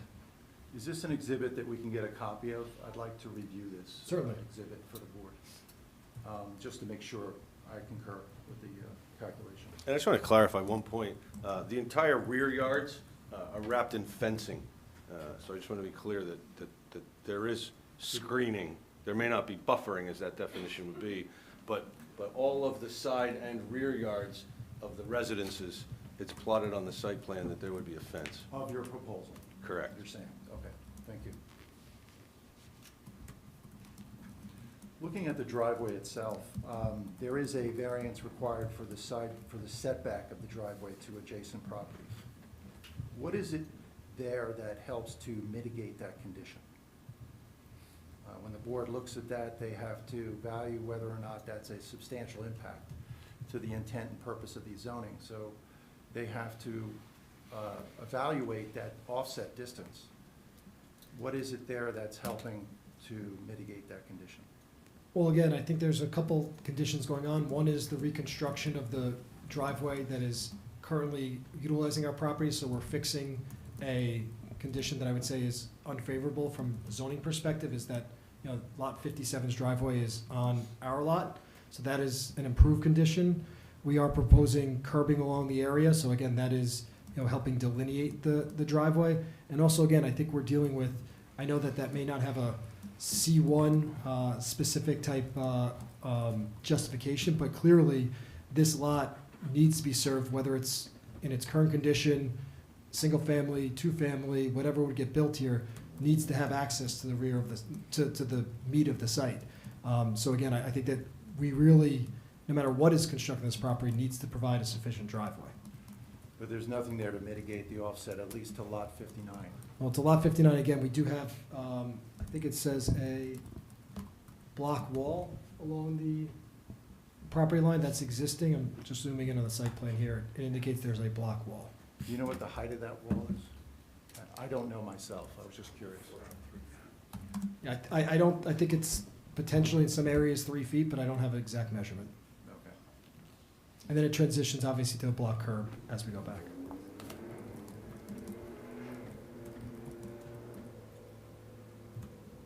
Okay. That's all the questions I have at this time.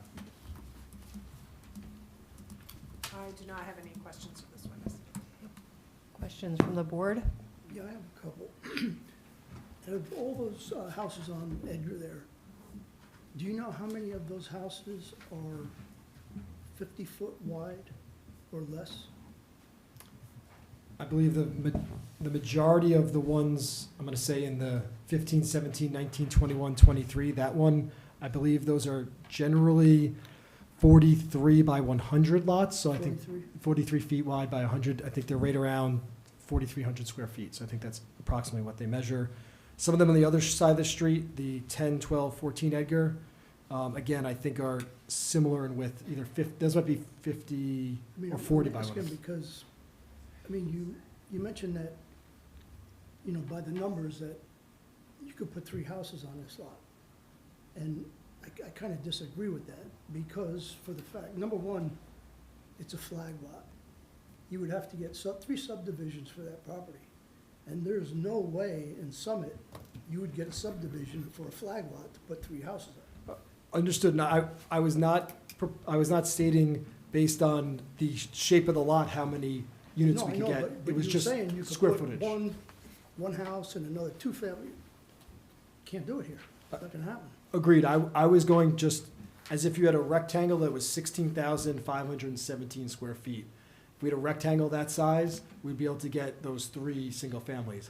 I agree. This property, because of its unique shape, likely can't arrange itself in that way. But your ordinance contemplates if you're this size, this is how many. Yeah, but you have houses. to use it in perspective too. You can't just, you know, use the numbers and say it works because of the numbers. Yeah, I mean, it's logistically the way the property is laid out. Agreed. We would have a host of other deviations if we were to try to go down that route. And this board or whatever board would see it may deny it. I'm just saying, just taking the density question. What could fit on a lot of this size? Not shape, what could fit on a lot of this size? And there are 3 units that can be constructed on lots of this size. But I agree, not this lot, but lots of this size. I have a question. For the other homes on Edgar Street that you said were 3 units, do you have any idea how many bedrooms? I on don't. those units? So they could be 1-bedroom units? Could be 1 bedroom, could be Okay. 2, could be 3. Some- I've never some been of them inside. I've been in a couple. Some of them are one. Okay, Yeah, there's, a couple are small. thank you. So you were out to the site and you were on Edgar Street? Yeah, I've driven it, walked the property. Would you say Edgar Street works now? Works. When schools, Well, It- here's a scenario. They replaced the gas lines on Edgar Street. Occupants can't park there. So what, I know you're not a traffic engineer, but would you say that that street works the way it is now? yeah, that street is, again, I'm going off the expert, something a little less than 24 feet in width. There is parking on one side, 2-hour parking, so that students don't leave their cars there. It's tight, but it's also a low generating street. It's not a cut through, it's a cul-de-sac. Based on RSIS, it's probably, I guarantee you it predates RSIS in terms of its width. That said, again, our 3 units, especially because we could park it. If we couldn't park it and we're gonna say, hey, listen, the issues that they got out on the street, we're gonna put another car out there on the street because we can't fit all of our people on our site, I would say that would be exacerbating that condition potentially substantially. Right now, and this is based on the RSIS numbers, 3 units, the RSIS considers townhouses to generate 6 trips a day, would be 18 trips. 18 trips, 9 out, 9 in, is not making or breaking Edgar Street. I think a couple extra cars on the street parking, that gets Absolutely. a little tighter. Yeah. So, and I'm just, back to the other residences on Edgar Street. You threw out a bunch of numbers for units per acre and blah, blah, blah. Would you agree that when those houses were constructed, none of this zoning, I don't know when zoning was placed here, but I know those structures seem to be from the 30s and 40s, which typically predates zoning. Correct.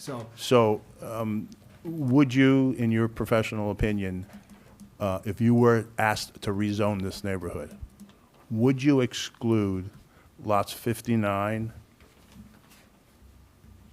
and 57 from the multifamily that's neighborhood? 25 and 29, Edgar. Again, I don't know why they drew that line. And again, I've sat here on zoning boards before, and I've been on the wrong side of the line, and I've been saying, we're one lot away. What does that Right. mean? And the rule is the line's drawn with the line's drawn. Yep.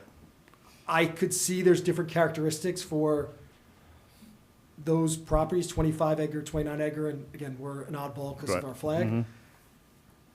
I got to follow the rules of what's here. Yeah, I'm just if you were asked tomorrow to rezone the neighborhood, what would you do? I potentially would have drawn the line differently. Right. But again, like I said, I got, you're working with I, what you got. I gotcha. normally get hit the other way. I got you. I got you. Okay. Anyone else have questions? All right, well, as usual, I have a few.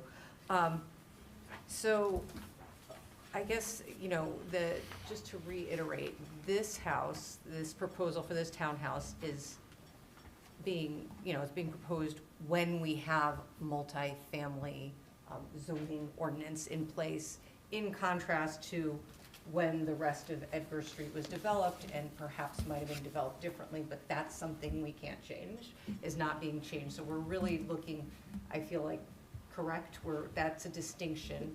I realize you're putting it in the context of the neighborhood, but that is a distinction. 100%. I'm not saying we shouldn't be here for a variance because they have more density. I'm saying one of the thresholds is, does it fit the neighborhood? And I'm saying the neighborhood has density that's even higher. We're actually in between. Would you say, though, increasing density in a neighborhood that's already dense could exacerbate some already existing issues in the neighborhood? Again, I think one of the main issues is parking, and while all those other lots do not comply, I'm assuming do not comply with parking, that are multifamily, we do. And I think that's one of the big thresholds. I think other issues as it relates to, again, those setbacks, I think we'd be sitting here, again, looking at setbacks, unless we had a single-family or two-family house pushed up, as we redrew that box, which again, I don't think is advantageous. We could still have the same size building based on building coverage. We could move it up and potentially have 2 units on the property, and I think that would actually be more detrimental to, the difference between 3 units and 2 units. I don't think it's significant, but our house is being moved up to right behind those rear lot lines, I think are more intrusive. And let me just try to. Can you explain how Yeah. 2 units would be more detrimental than 3? I don't think I'm following that. Yeah, so, let me try to, I think we had it drawn. No. So, assuming that the permitted box is correct here, and I guess you guys can't even see that because it was drawn too light. See the red lines I squiggly drew? This is on the fly, assuming what the developable envelope would be if we followed as if these were side yards behind us. So we could build 2 units up to this red line as big as what we're basically constructing now. And the only difference would be that we would have potentially 2 more cars on the lot, 2 more cars on the lot, 1 more family potentially in the neighborhood. And instead, the buildings would be way up onto 15 feet off of the 2 houses that sit in front of us. We're allowed to be 50, based on this, we're allowed to be 15 feet. I understand that. I'm not understanding about how there would be 2 more cars on the No, lot. the if difference there's- between, like, if we had Difference 2 between 2 and units 3. versus 3 units. So you're saying 3 units is 2 more cars? 3 units is 2 more cars. Okay. So, and that actually goes to my other question. I mean, there's a lot of talk about the setbacks and how you're really sacrificing the backyard for the front yard, but isn't it really the parking for 3 units that's driving the setback? It's really what's requiring you to set the house back, because you don't have space for the parking unless you set the building that far back. Is that, I mean, it looks to me that the entire front yard is parking, and so that's really your limiting factor there. Is that So, correct? again, if we were to build 2 units, as I stated, we'd have 2 less parking spaces. So we would essentially, let's say, eliminate 9 feet and be able to we would move the buildings up 9 feet if we were able to eliminate 2 parking spaces, essentially. Based on this design, we basically would, let's say this parking space here and this parking space here would go, and everything could shift up 9 feet. So the benefit would be 9 feet. Well, I think, or would you say that if there were 2 units, that would be possible that the whole design would be reconfigured and we really don't know what the parking would look like? Possibly, yeah. This is Okay. going off of this, but you're right, Right. there could be a different design plan. I'm just wondering why this wasn't brought with 2 units to meet the density of, if for the townhouse. And I don't know if you have an answer to that, but.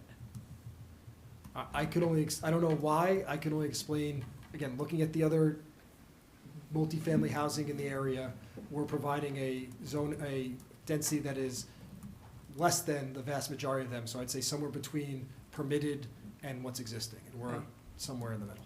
And last question, in your experience as a planner, is it typical that the zoning board would be expected to dictate what the landscaping plan would be? That we would have to say what we're looking for landscaping on the property? Or is it normally the other way where the landscaping plan is brought to the zoning board? I would say I've never met a board that hasn't contemplated changes to landscape plans, so there's always give and take. I've always had boards that ask for another 2 feet on the height of the trees, or a different species, something native, something tree resistant. But, so I never have seen a perfect landscape plan come before the board, so I think this applicant, instead of going through that exercise, was like, instead of going through that, just tell us what you would like to see, and we'll put that on the plan. But again, I understand where you're coming from. But if the board is to approve a plan, how can we, it's really hard to approve a landscape plan that we don't know and say, these are our ideas, and then we vote on it. I'm just trying to, I would like a little more explanation on that, especially, this maybe goes to Mr. Clark too, because you've testified before the board several times, and you have brought landscape plans for the other projects, so I'm just trying to that's something that I'm, Yeah, I'd like to see 24-foot trees all the way around the property. That's my experience as a landscape architect. So Understood. that's why I've been asking, normally a landscape plan comes, it gives us something to look at, something to chew on, and it gives us, in our brain, a visual idea of what's surrounding the property. We have an occupant on the street that said, hey, those are my trees. If they go down, what are you gonna do for me? So, I mean, I understand your point. so that's Yes. kind of where I was going for before. any other questions? I have a from- question for Isabel. For the handicap, is that required, the handicap spot, Yes. based on the number of units? Based on, I don't know the exact requirements of proportions of handicap spaces to regular parking spaces. Do you happen to know, Ed? It's usually a percentage, Yes. the percentage of the total. And 1 in this instance would be what would be necessary. I think it's 1 per 25. Thank One you. for your first Try to remember 25. the ratio. I usually rely on engineers. But so it doesn't matter if the actual building is not handicap accessible? I mean, Correct. It doesn't matter, so just, you need a handicap spot, you could be in a wheelchair, but you can't get into the unit that you're, okay, just checking, okay. Well, that's just a wheelchair handicap, though. I mean, as I testified before, there are many handicap. Could you come up to a mic, Mr. Clark? placards that you have, right? Microphone, Mr. Clark. And I know this from family members, that you can get handicap license plates and placards because you have a heart condition and you can't, you're not gonna. Present and Yeah, available. you're not gonna walk, 100 yards to the front door of the Walmart, you know, you need to be closer. Many of the people utilizing handicap spots are not in wheelchairs. Yeah, but my point was that there was nothing in the plan that does have a unit that has elevators, has a ramp, so that was my point. Thank you. Any other questions from the board? I'm gonna ask this because I'm just curious. We have one way to get into this piece of property, but there are other sides to it. Has anything been looked at to work with one of the other property owners to gain access from the other side? I can only say I don't know. I was not involved if there wasn't any discussions. Again, the adjoining properties are the school, the single-family houses to our west, And you have some and then we have multifamily. behind you. to Then I'm the- just wondering if you yeah. get that particular group wouldn't be an obvious choice to merge with.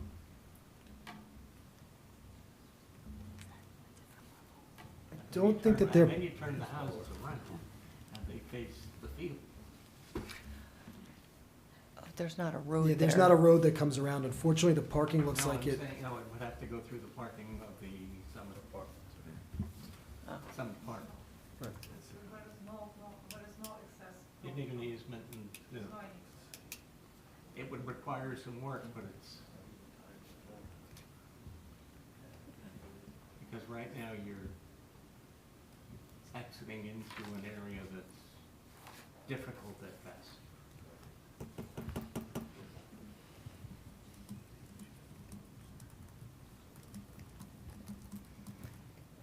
Any other questions from the board?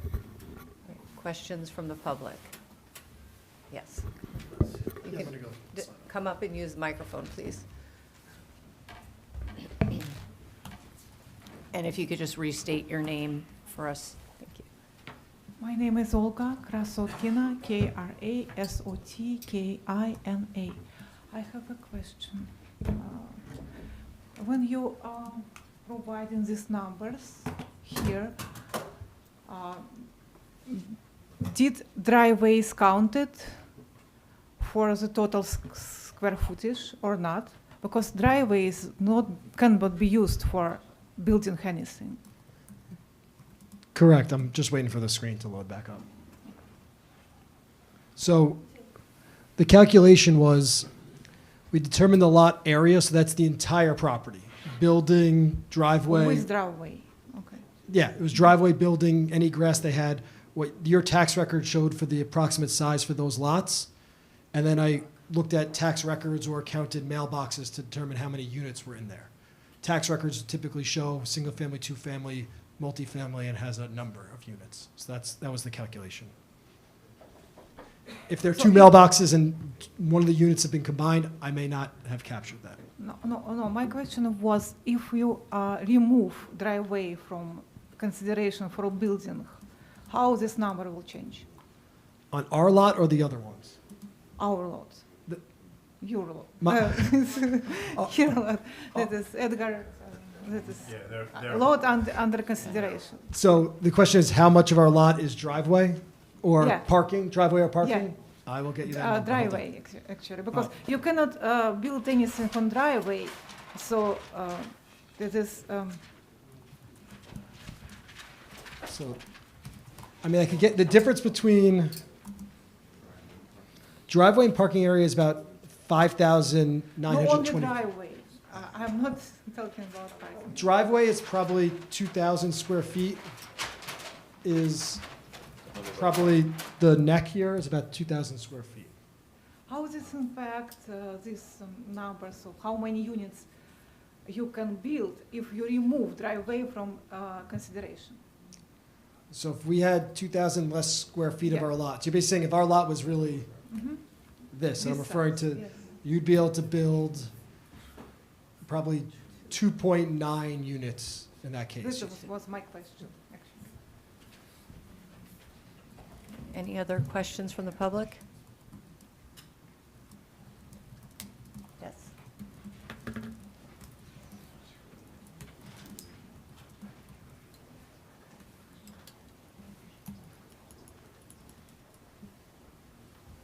Kim Delmont, 32 Edgar Street. So I had the question about whether the driveway was considered part of the calculation for the density and all those calculations. So that's not going to impact the coverage and so forth because it's not buildable. Well, it does, we do have to count it for coverage, so that pavement counts against our coverage our impervious coverage calculation, and it does become part of the denominator for the density calculations. Just like any other property, the driveways are part of their lot. So it is part of that calculation, and that 2,000 square feet is part of that 16,517 square feet that our lot is. Okay. My next question is, when you were showing all of Edgar Street and you were talking about the number of units, for those multifamily homes, how many owners are there for a home? Right? Isn't the home owned by one person and then rented out? I would assume so, but possibly some are condos, but again, I don't know the ownership status of those units. Because we're talking about having 3 separate owners for this property. And I'm questioning who's going to maintain the vegetation that you're planting in 2 years. Is it person in Unit A, Unit B, Unit C, when the tree falls down or things like that? I'm going to partially defer to council because I believe that's the point of the HOA. That's the homeowners association. So there is one central entity that owns the common space. Again, someone has to own. It has to be an entity that owns the driveway. Everyone's going to be driving over it. So there is going to be an HOA, I believe, and that would be the single owner, the overall owner.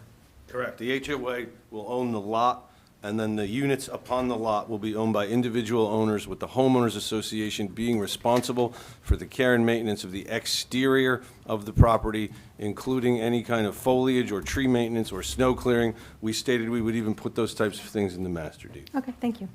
My last question. We're talking about the number of parking spaces for a 3-bedroom, but when we were talking earlier and we were asking about the room in the attic being considered another bedroom, how would that impact the parking regulations? So your parking standards rely on the New Jersey Residential Site Improvement Standards, which for 3-bedroom, so for townhouses, they have a 2, 3, and 4-bedroom standard. We use 2.4 parking spaces per unit, which is based on our bedroom count. There's no standard for beyond that. But at 2.4, we have compliant parking. That would be 7. Right, but I think that that office space or whatever that's in the attic that has a closet, that's wink, wink, a bedroom. That's a 4th bedroom. All right, that I think is a comment, but if you want to make it a question, Well, you can rephrase it. But I want to know first, how that unit impacts the parking requirements, because I still don't think that 7 parking spaces, or 6, because one of them handicap, unless the police are going to be monitoring. We have 8, and I think we agreed that we would add a 9th if the garbage dumpster area was going to be individually placed in front of each of the units. So that would be 9 parking spaces, 1 ADA. So that would be 8 total. I'm just looking at the number of houses on Edgar Street now and the number of cars, and it doesn't appear that those houses have 2.4 cars per 3, for a 3-bedroom. So that's all. Thank you. Just to clarify on the parking, it's 9 spaces plus the 3 parking garage spaces? No, Or does that include the It's parking included. garage? It's included. That includes the parking garage Correct. spaces. Okay, just wanted to be sure about that. Any other questions from the public? My name is Ranpati, Ranpati. Last name Jayaratne, Jayarathne, 39 Edgar Street. I would like to look at the image with the zoning like yellowish and brown.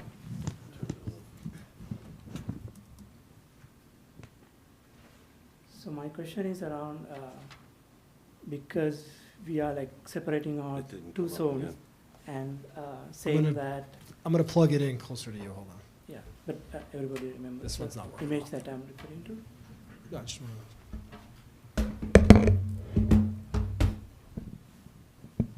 This is the one Yeah, you. that is.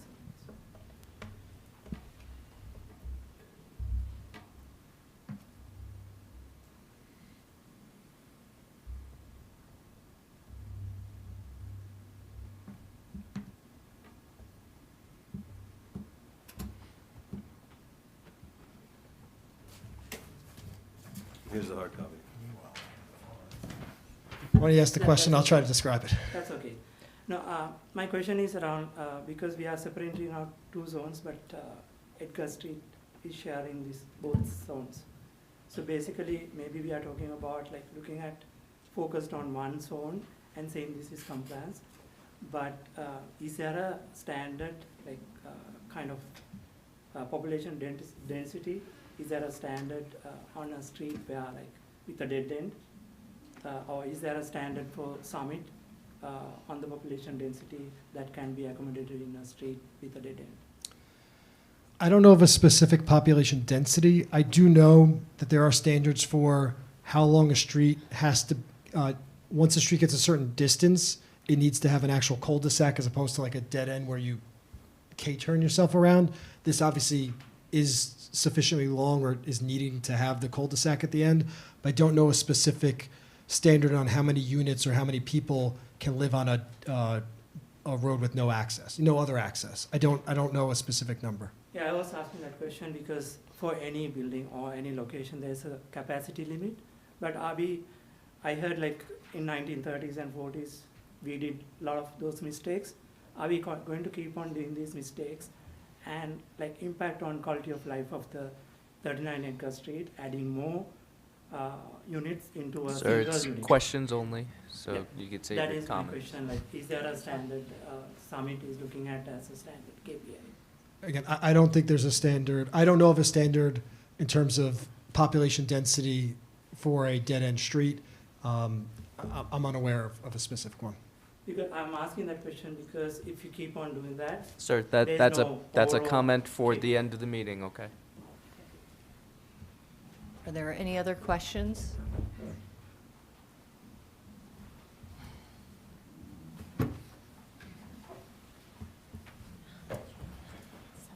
Again, Robert Delmont, 32 Edgar. I have a question for the board. I thought the last time we were here, he's talking about the density and this and that, as far as how many people.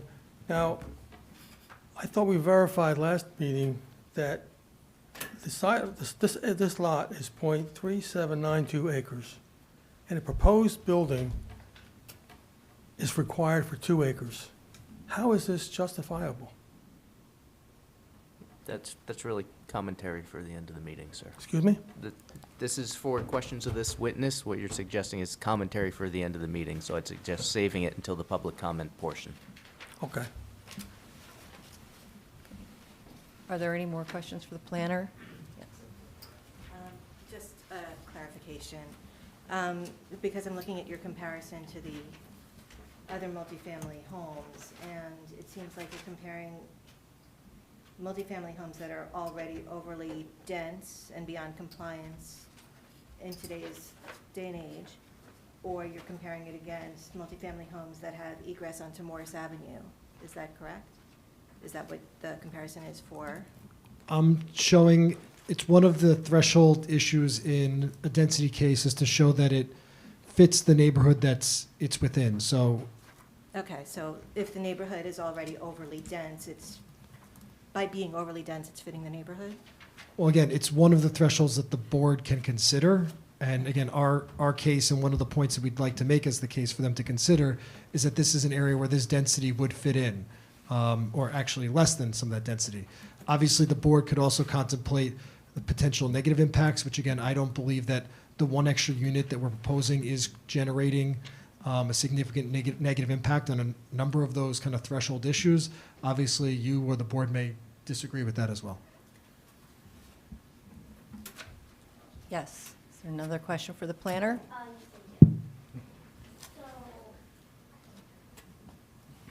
So, what you said, right? So you said that the lot has, room for like 2.3%, sorry, 2, and then like point, wait, 9. Wait, I think it's point 3. Okay, never mind, sorry. It was 2.3. 2.3. Okay. So that number is closer to 2 than 3. So I want to know why you think you can do 3 when the number is closer to 2, and if it's fitting in with like the aesthetic of like the neighborhood. If the aesthetic is dense and this is like very dense, why do you want to make it more dense, especially since it's like a dead end street? Okay, good question.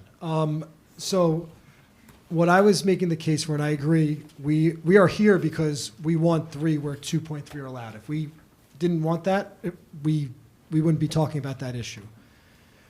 I was stating that there are other developments, if the houses were not connected and there were 3 separate houses on our size lot, our area, we could fit 3 houses. We could fit a double-size house and a single house also on our lot of that size. Because of the type of house we're building, we need relief from this board, and that's why we're here. If we're trying to make the case that that extra 0.7 is not significantly negative to the So- community. I understand your perspective, but have you ever considered that you don't have to do 3 properties? You could do 2 instead? 100%, and that's an option that the board can decide when they vote on this application. Okay, thank you for your time. Are there any other questions for the planner? Okay, seeing none, I think we'll move to public comment. Is this at this time? If there are any members of the public who'd like to address the board, now's the time. And just note, I'll be swearing each of you in, so if you could please raise your right hand when you're One ready. second, I just don't want to drop anything. Do you swear affirm the testimony you're about to give in this matter, the truth, the whole truth, nothing but the truth? Yes, I do. And one more time, state your name, spell your last name. Catherine Rubinstein, Catherine with a K, Rubinstein, 35 Edgar Street. Give me just a second. I'm going to pass on some other things for the board, but I just need to plug in.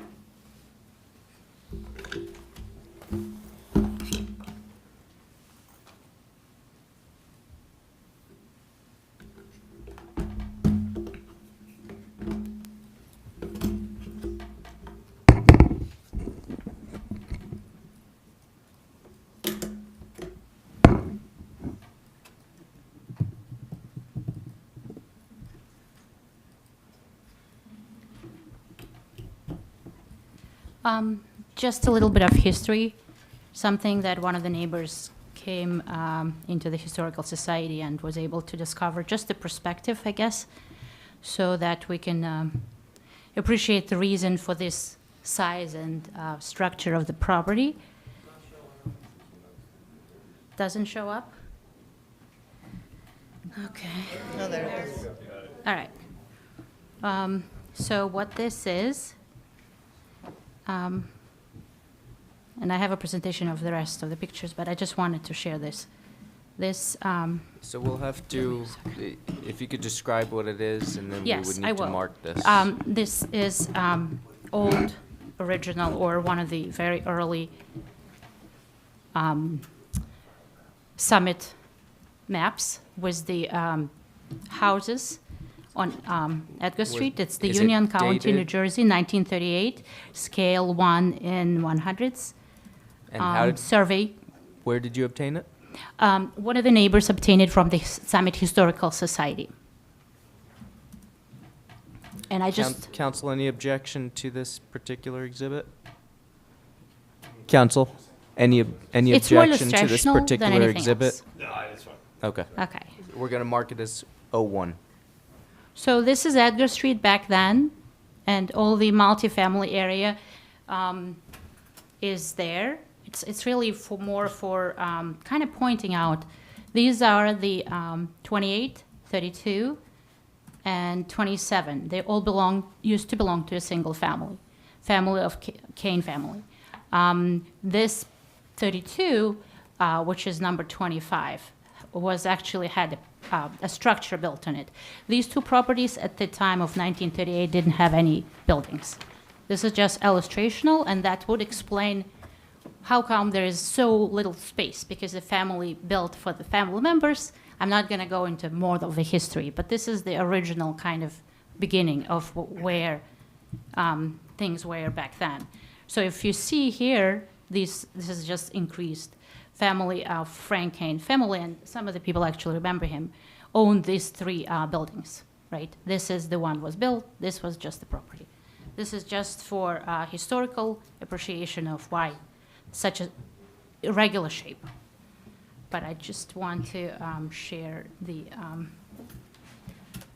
presentation of some of the pictures that we prepared in the neighborhood to just kind of give you guys an idea of what our street looks like. But for some reason, my presentation doesn't want to work.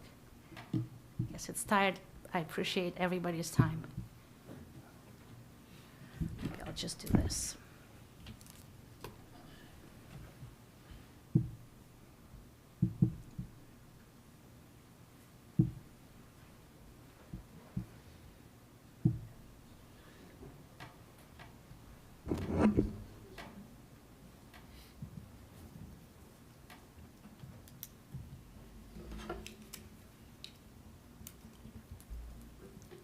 Before, doesn't want to work now. I will have to come back if I can, but what I do want to share, I'm not sure why I can't see my, well, do you think you can find the shared drive? No, I mean the thing. Like it was here before, but it disappeared. This is a letter we wrote, and kind of, it's just for you guys. We didn't do the copies, but we just want to have it for the record. And these are some of the pictures that we will have We'll there. need you to just show it to Okay. applicant's counsel first to see if he has. I'm fine with that. Okay. This is picture with the congested, I'll show the board, I'm fine. some of the congestion, and I apologize. It worked before, but it got into the,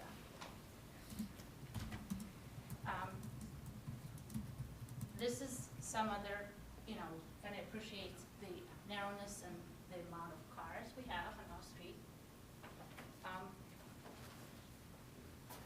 This is the situation with the garbage when there is recycling of some of the neighboring multifamily houses as it is. And this is one of the situations when we have bigger trucks on our street. I have more pictures, unfortunately, for technical reasons. I don't want to waste everybody's time. But the narrowness of the street is a big issue for us. And since technology fails me, I'll just think. Just want to say, in short,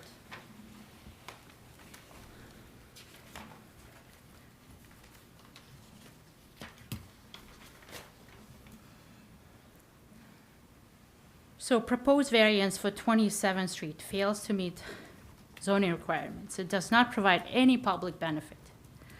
It poses significant safety risks, threatens character and livelihood and livability of the street and the neighborhood, imposes undue burdens on the community infrastructure. So on behalf of the street, or rather, it's maybe my opinion, but we actually respectfully request not to grant any kind of variances to decrease significantly the quality of our street. And I'll leave this with you. If this works, would be great, but I tried. So we'll Thank need you. those copies, and I we'll need will to mark give that you as O2. original, and I will print out the document that I only shared on the digital. Okay. But this I'll leave you with you.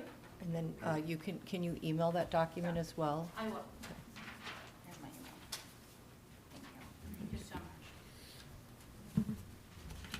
All of this will be posted on the website, Yes, sir. so she knows. I'm sorry, just one more minute. I realized something that maybe I can share that I Just so didn't. you're not hooked to the screens, just so you know. Yeah, you You disconnected I'm yourself from the screen. The couple pictures that I also wanted to share, that's why I kind of brought this, but it It seems like.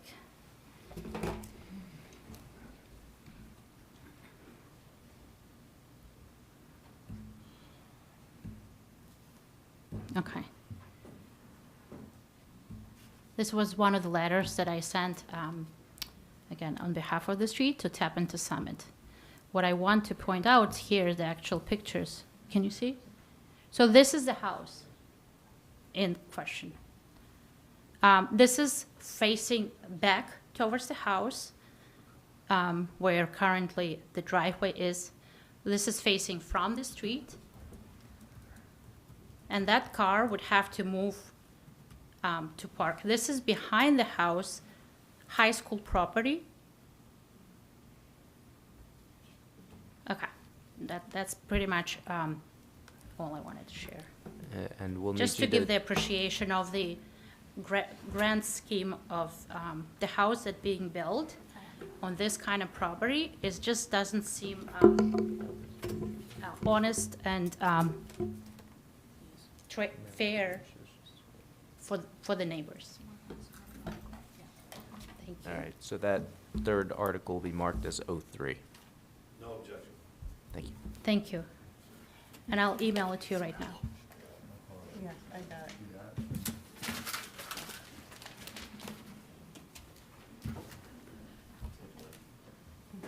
Any other comments from the public? Yes.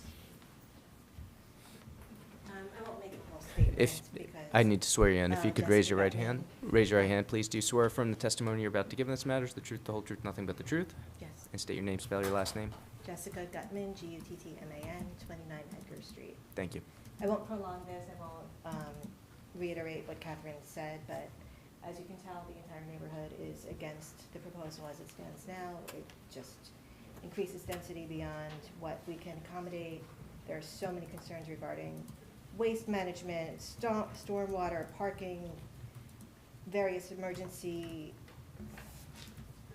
and everything. But just in terms of the historical context, in addition to it being one lot that was owned by the Kane family, back in 1956, a zoning board of Summit granted a variance to build a single-family home on that plot that is now 27 Edgar Street. And back then, with fewer residents and less traffic, the board expressed concerns about the lack of frontage and inadequate yard space for a single-family dwelling back there. In 1956, when there was far less density on the block, before all of the other single-family homes were even built in the cul-de-sac. And I think once you see her presentation, it'll sort of put everything into context. Thanks. Any other comments from the public? Yes. Yeah, come back up to the microphone.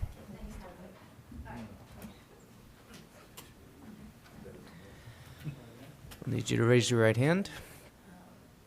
Do you swear affirm the testimony you're about to give in this matter is the truth, the whole truth, nothing but the truth? I do. And please state your name, spell your last name. Ian Sklar, Sklar. Thank you. So my problem is with the parking. Since this is already a crowded street, adding 3 more houses is not going to help. So I take piano lessons from Mrs. Gutman's wife. Oh, husband, wrong thing. And sometimes it gets really hard to like park. And then one time we almost had to park on Morris. And then getting 3 more houses will like make this percentage of having to park on Morris higher. And I don't want to park on Morris because one time we tried running across Springfield and it was not fun. And not just me, but Eddie, her husband also has like 30 other students, and it increases the risk for us children to have potential injury. The other thing is, even when like everybody else on the street has like for Christmas, the holidays, all of that stuff, they're like brothers, sisters, cousins, and whatnot come over, then like maybe like somebody who has trouble walking has to walk across Morris, and that like makes it even more unsafe. So I think we should leave it as it is and just like try and make it safer for everybody. Thank you for your time.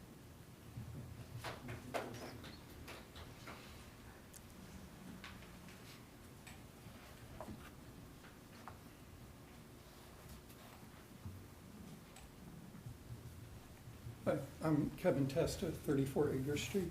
Do you swear from the testimony you're about to give in this matter, the truth, the whole truth, nothing but the truth? I do. And can you just spell your last name, please? T-E-S-T-A. Thank you. I've lived on Edgar Street for 24 years, and I've witnessed parking problems on the street since I arrived. Illegal parking makes it difficult to safely back out of driveways and spot children walking to the high school. And it's not unusual for an illegally parked vehicle to temporarily prevent cars from moving up and down Edgar. These problems only increase in the days and weeks after a significant snowstorm. Cars are often ticketed on Edgar, but this does little or nothing to solve our problem.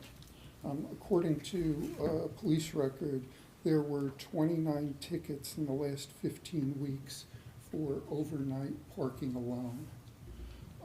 The proposed condo complex will only make a bad situation worse. The number of mailboxes on Edgar indicates that we already have roughly 48 families on our compact street. This project would raise the number to 50. I realize they have more spaces than the law requires, but having 9 spots doesn't ensure that parking needs will be addressed well. Will truck drivers making large deliveries be able to find a spot near the townhomes? Will contractors performing lengthy work be able to park legally? Will parking problems on Edgar Street increase when trucks and cars can't park in the condo lot? Most homes on my street were built at a time when families usually had 1 car. Times have changed. Edgar now has many households with 2 or more vehicles. The street cannot accommodate 3 large townhouses with a small parking lot. Please vote no. Thank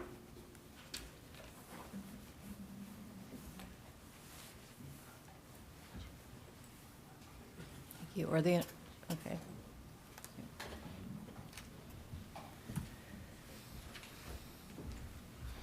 Please raise your right hand. Do you swear from the testimony you're about to give in this matter, the truth, the whole truth, nothing but the truth? Yes, I do. And state your name, spell your last name. My name is Alexei Birna, last name B-I-R-N-A, so I'm the owner of 25 Edgar Street, so the 57 lot. So what I can confirm that, Mr. Caparolo, he approached me with a proposal, of change the direction of the stairs. But however, like I want to mention that he approached with this proposal in the middle of last week. So basically he didn't, leave us with no time, to fully process, to consider his proposal changes. So this is just my statement, that they were true, they have a proposal, but they just wait for 3 months since last meeting, to come to me and kind of, oh, this is what we can propose, this is what you can do. But as I said, they just leave us with few days, to think about it. So this is one of my statement, comment. Also, something else I would like to say that, even today in the last meeting, there are were harsh statements that I'm parking on the 27 Edgar property. But the only, what I'm parking, I have a picture, if you don't have any. So I'm going to present to you so you can take it. So this is the property. This is how I'm parking. This is the property lines. So basically a tire, it's on the 27 Edgar Street. And I'm only the owner for 4.5 years. And I'm parking there, so, but this house or this property is from 1920, and also the 27 Edgar Street is from 1950. So, and I have a witness here who can basically confirm, that since then this piece of land it was used by 27 Edgar Street owners. Another thing what I can say that the same way I'm kind of parking on the 27 Edgar Street property, the same way they are parking on my property as well. And you know what is the reason? Because my fence, it's installed 2 feet inside of my property. So they're basically, the picture which they showed previously, you know, the dumpster are sitting on my property right now, ideally. So, but I didn't, you know, didn't say anything or make any comments, you know, that why your dumpster is there.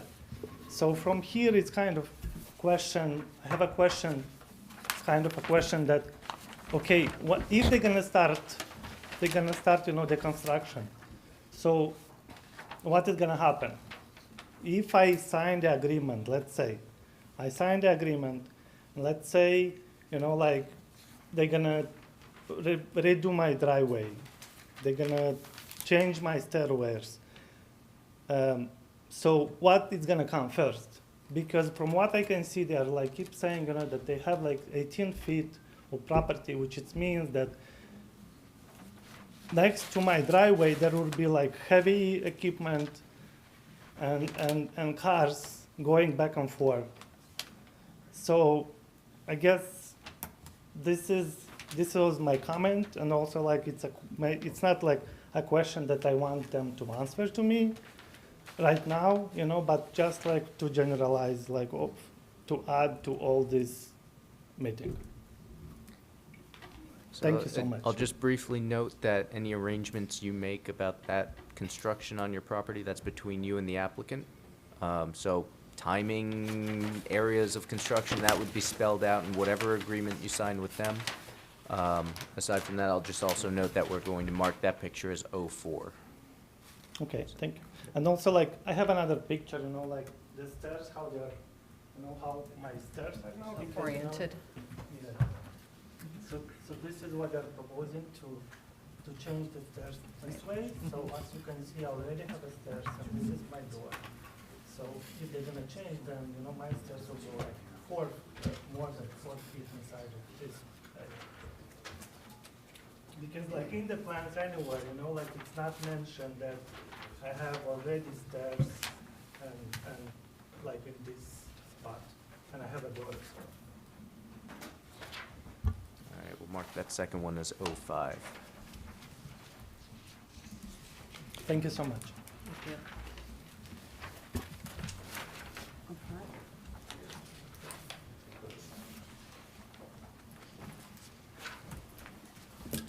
Do you swear affirm the testimony you're about to give in this matter is the truth, the whole truth, nothing but the truth? I do. And please state your name, spell your last name, Robert Delmont, D-E-L-M-O-N-T, and just address one more time, please. 32 Edgar Street. Thank you. I have lived 66 years of experience with the water-related issues on Edgar Street. My family has owned this property since 1959. My daughter now is the third generation owner of this house. And as earlier as I stated, I think in the last meeting, it's .3792 acres is the size of this property, and the required acreage for this size building is 2 acres. I think this raises serious concern about water management. Okay, our house is on the higher side of Edgar Street, and we experience water runoff from property above Ken Place Boulevard, New England Avenue, High Street. And the property that is concerned with this variance is lower than our house, and it will inevitably get additional water runoff that flows down and will go down to the high school and the apartments below. Now, according to the United States Geological Survey rainfall calculator, 1 inch of rainfall produces 6 gallons of water per square yard, or 27,154 gallons per acre. So lot 58, this equates to 10,296 gallons of water for 1 inch. Additional water runoff from higher properties will make this matter worse. The catch basin that's designed for this property from Mr.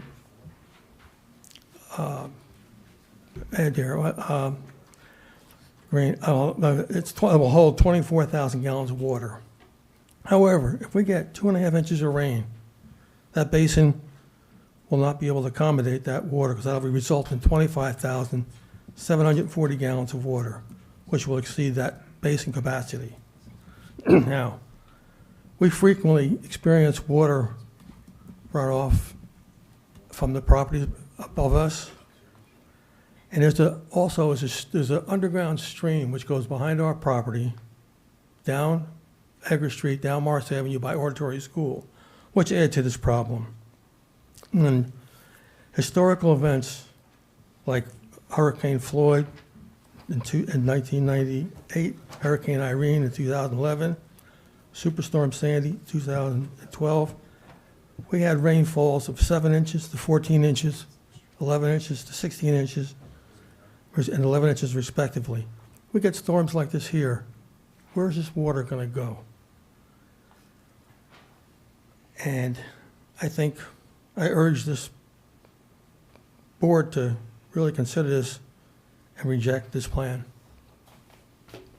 Thank you.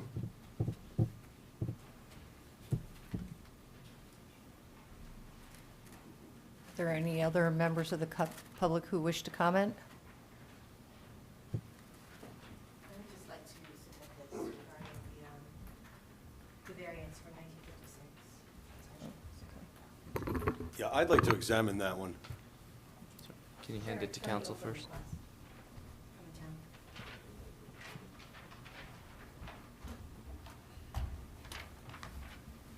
So that'd be 06. We are up to 06. Okay. Okay, yes.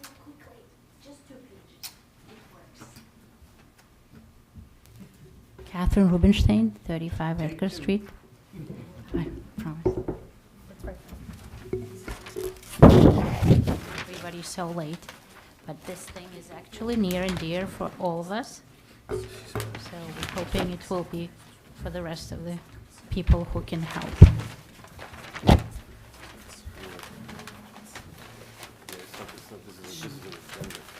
Excuse me, if we can just have quiet so we can hear the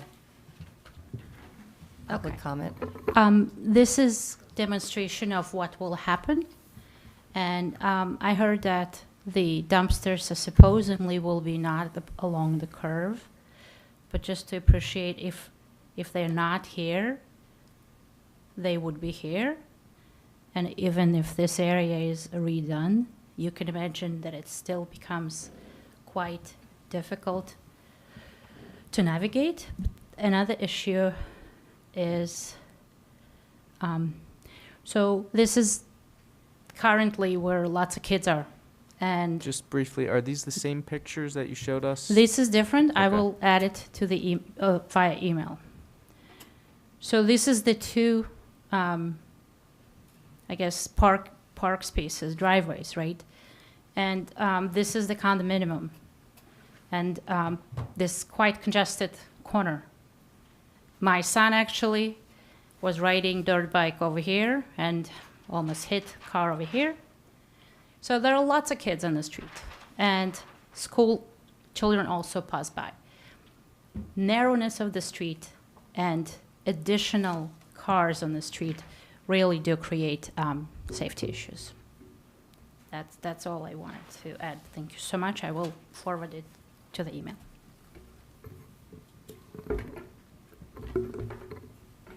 Mr. Ball, these are the exhibits submitted by the last witness. We have no objection to the entry of this, but note that this is not a finding of the board. This is merely an agenda.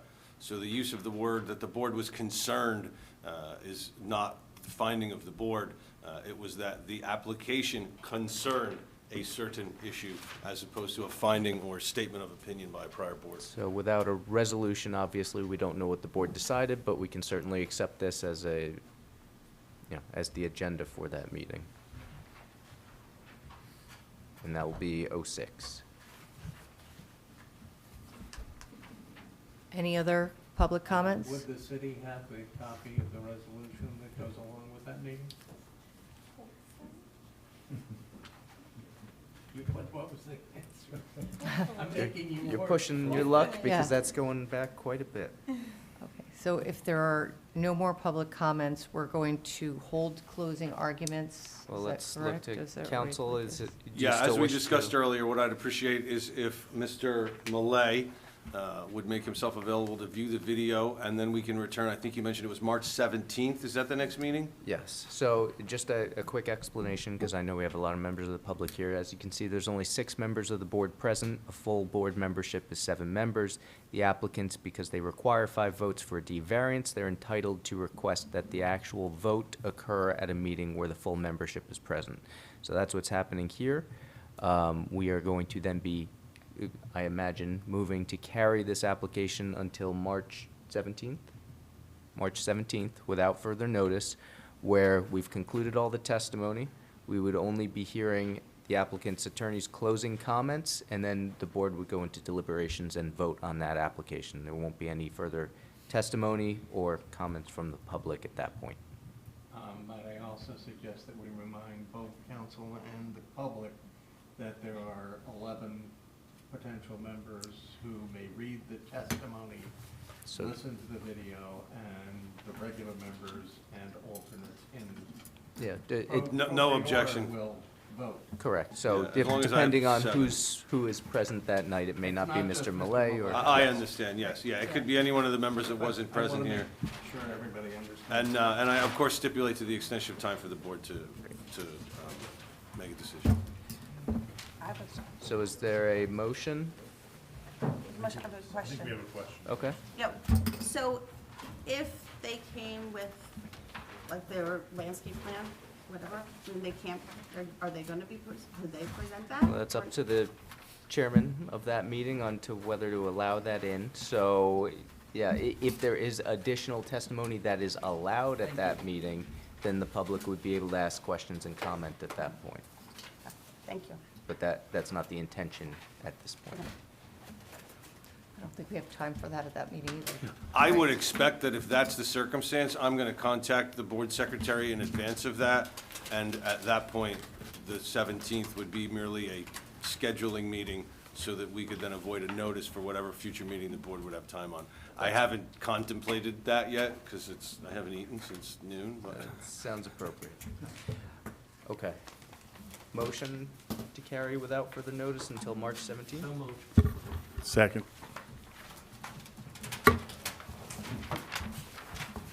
Mr. Nelson? Yes. Mr. Steiner? Ms. Chifo? Yes. Mr. Sanchuli? Yes. Mr. Nearing? Yes. Vice Chair Zahn? Yes.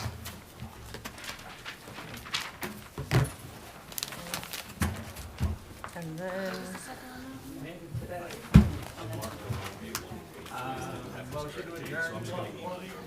yes, we have nothing on the back today, yay. Yes. Yes, Aye. So much for that 11 o'clock. I'm sorry. I'm tired. I wasn't serious.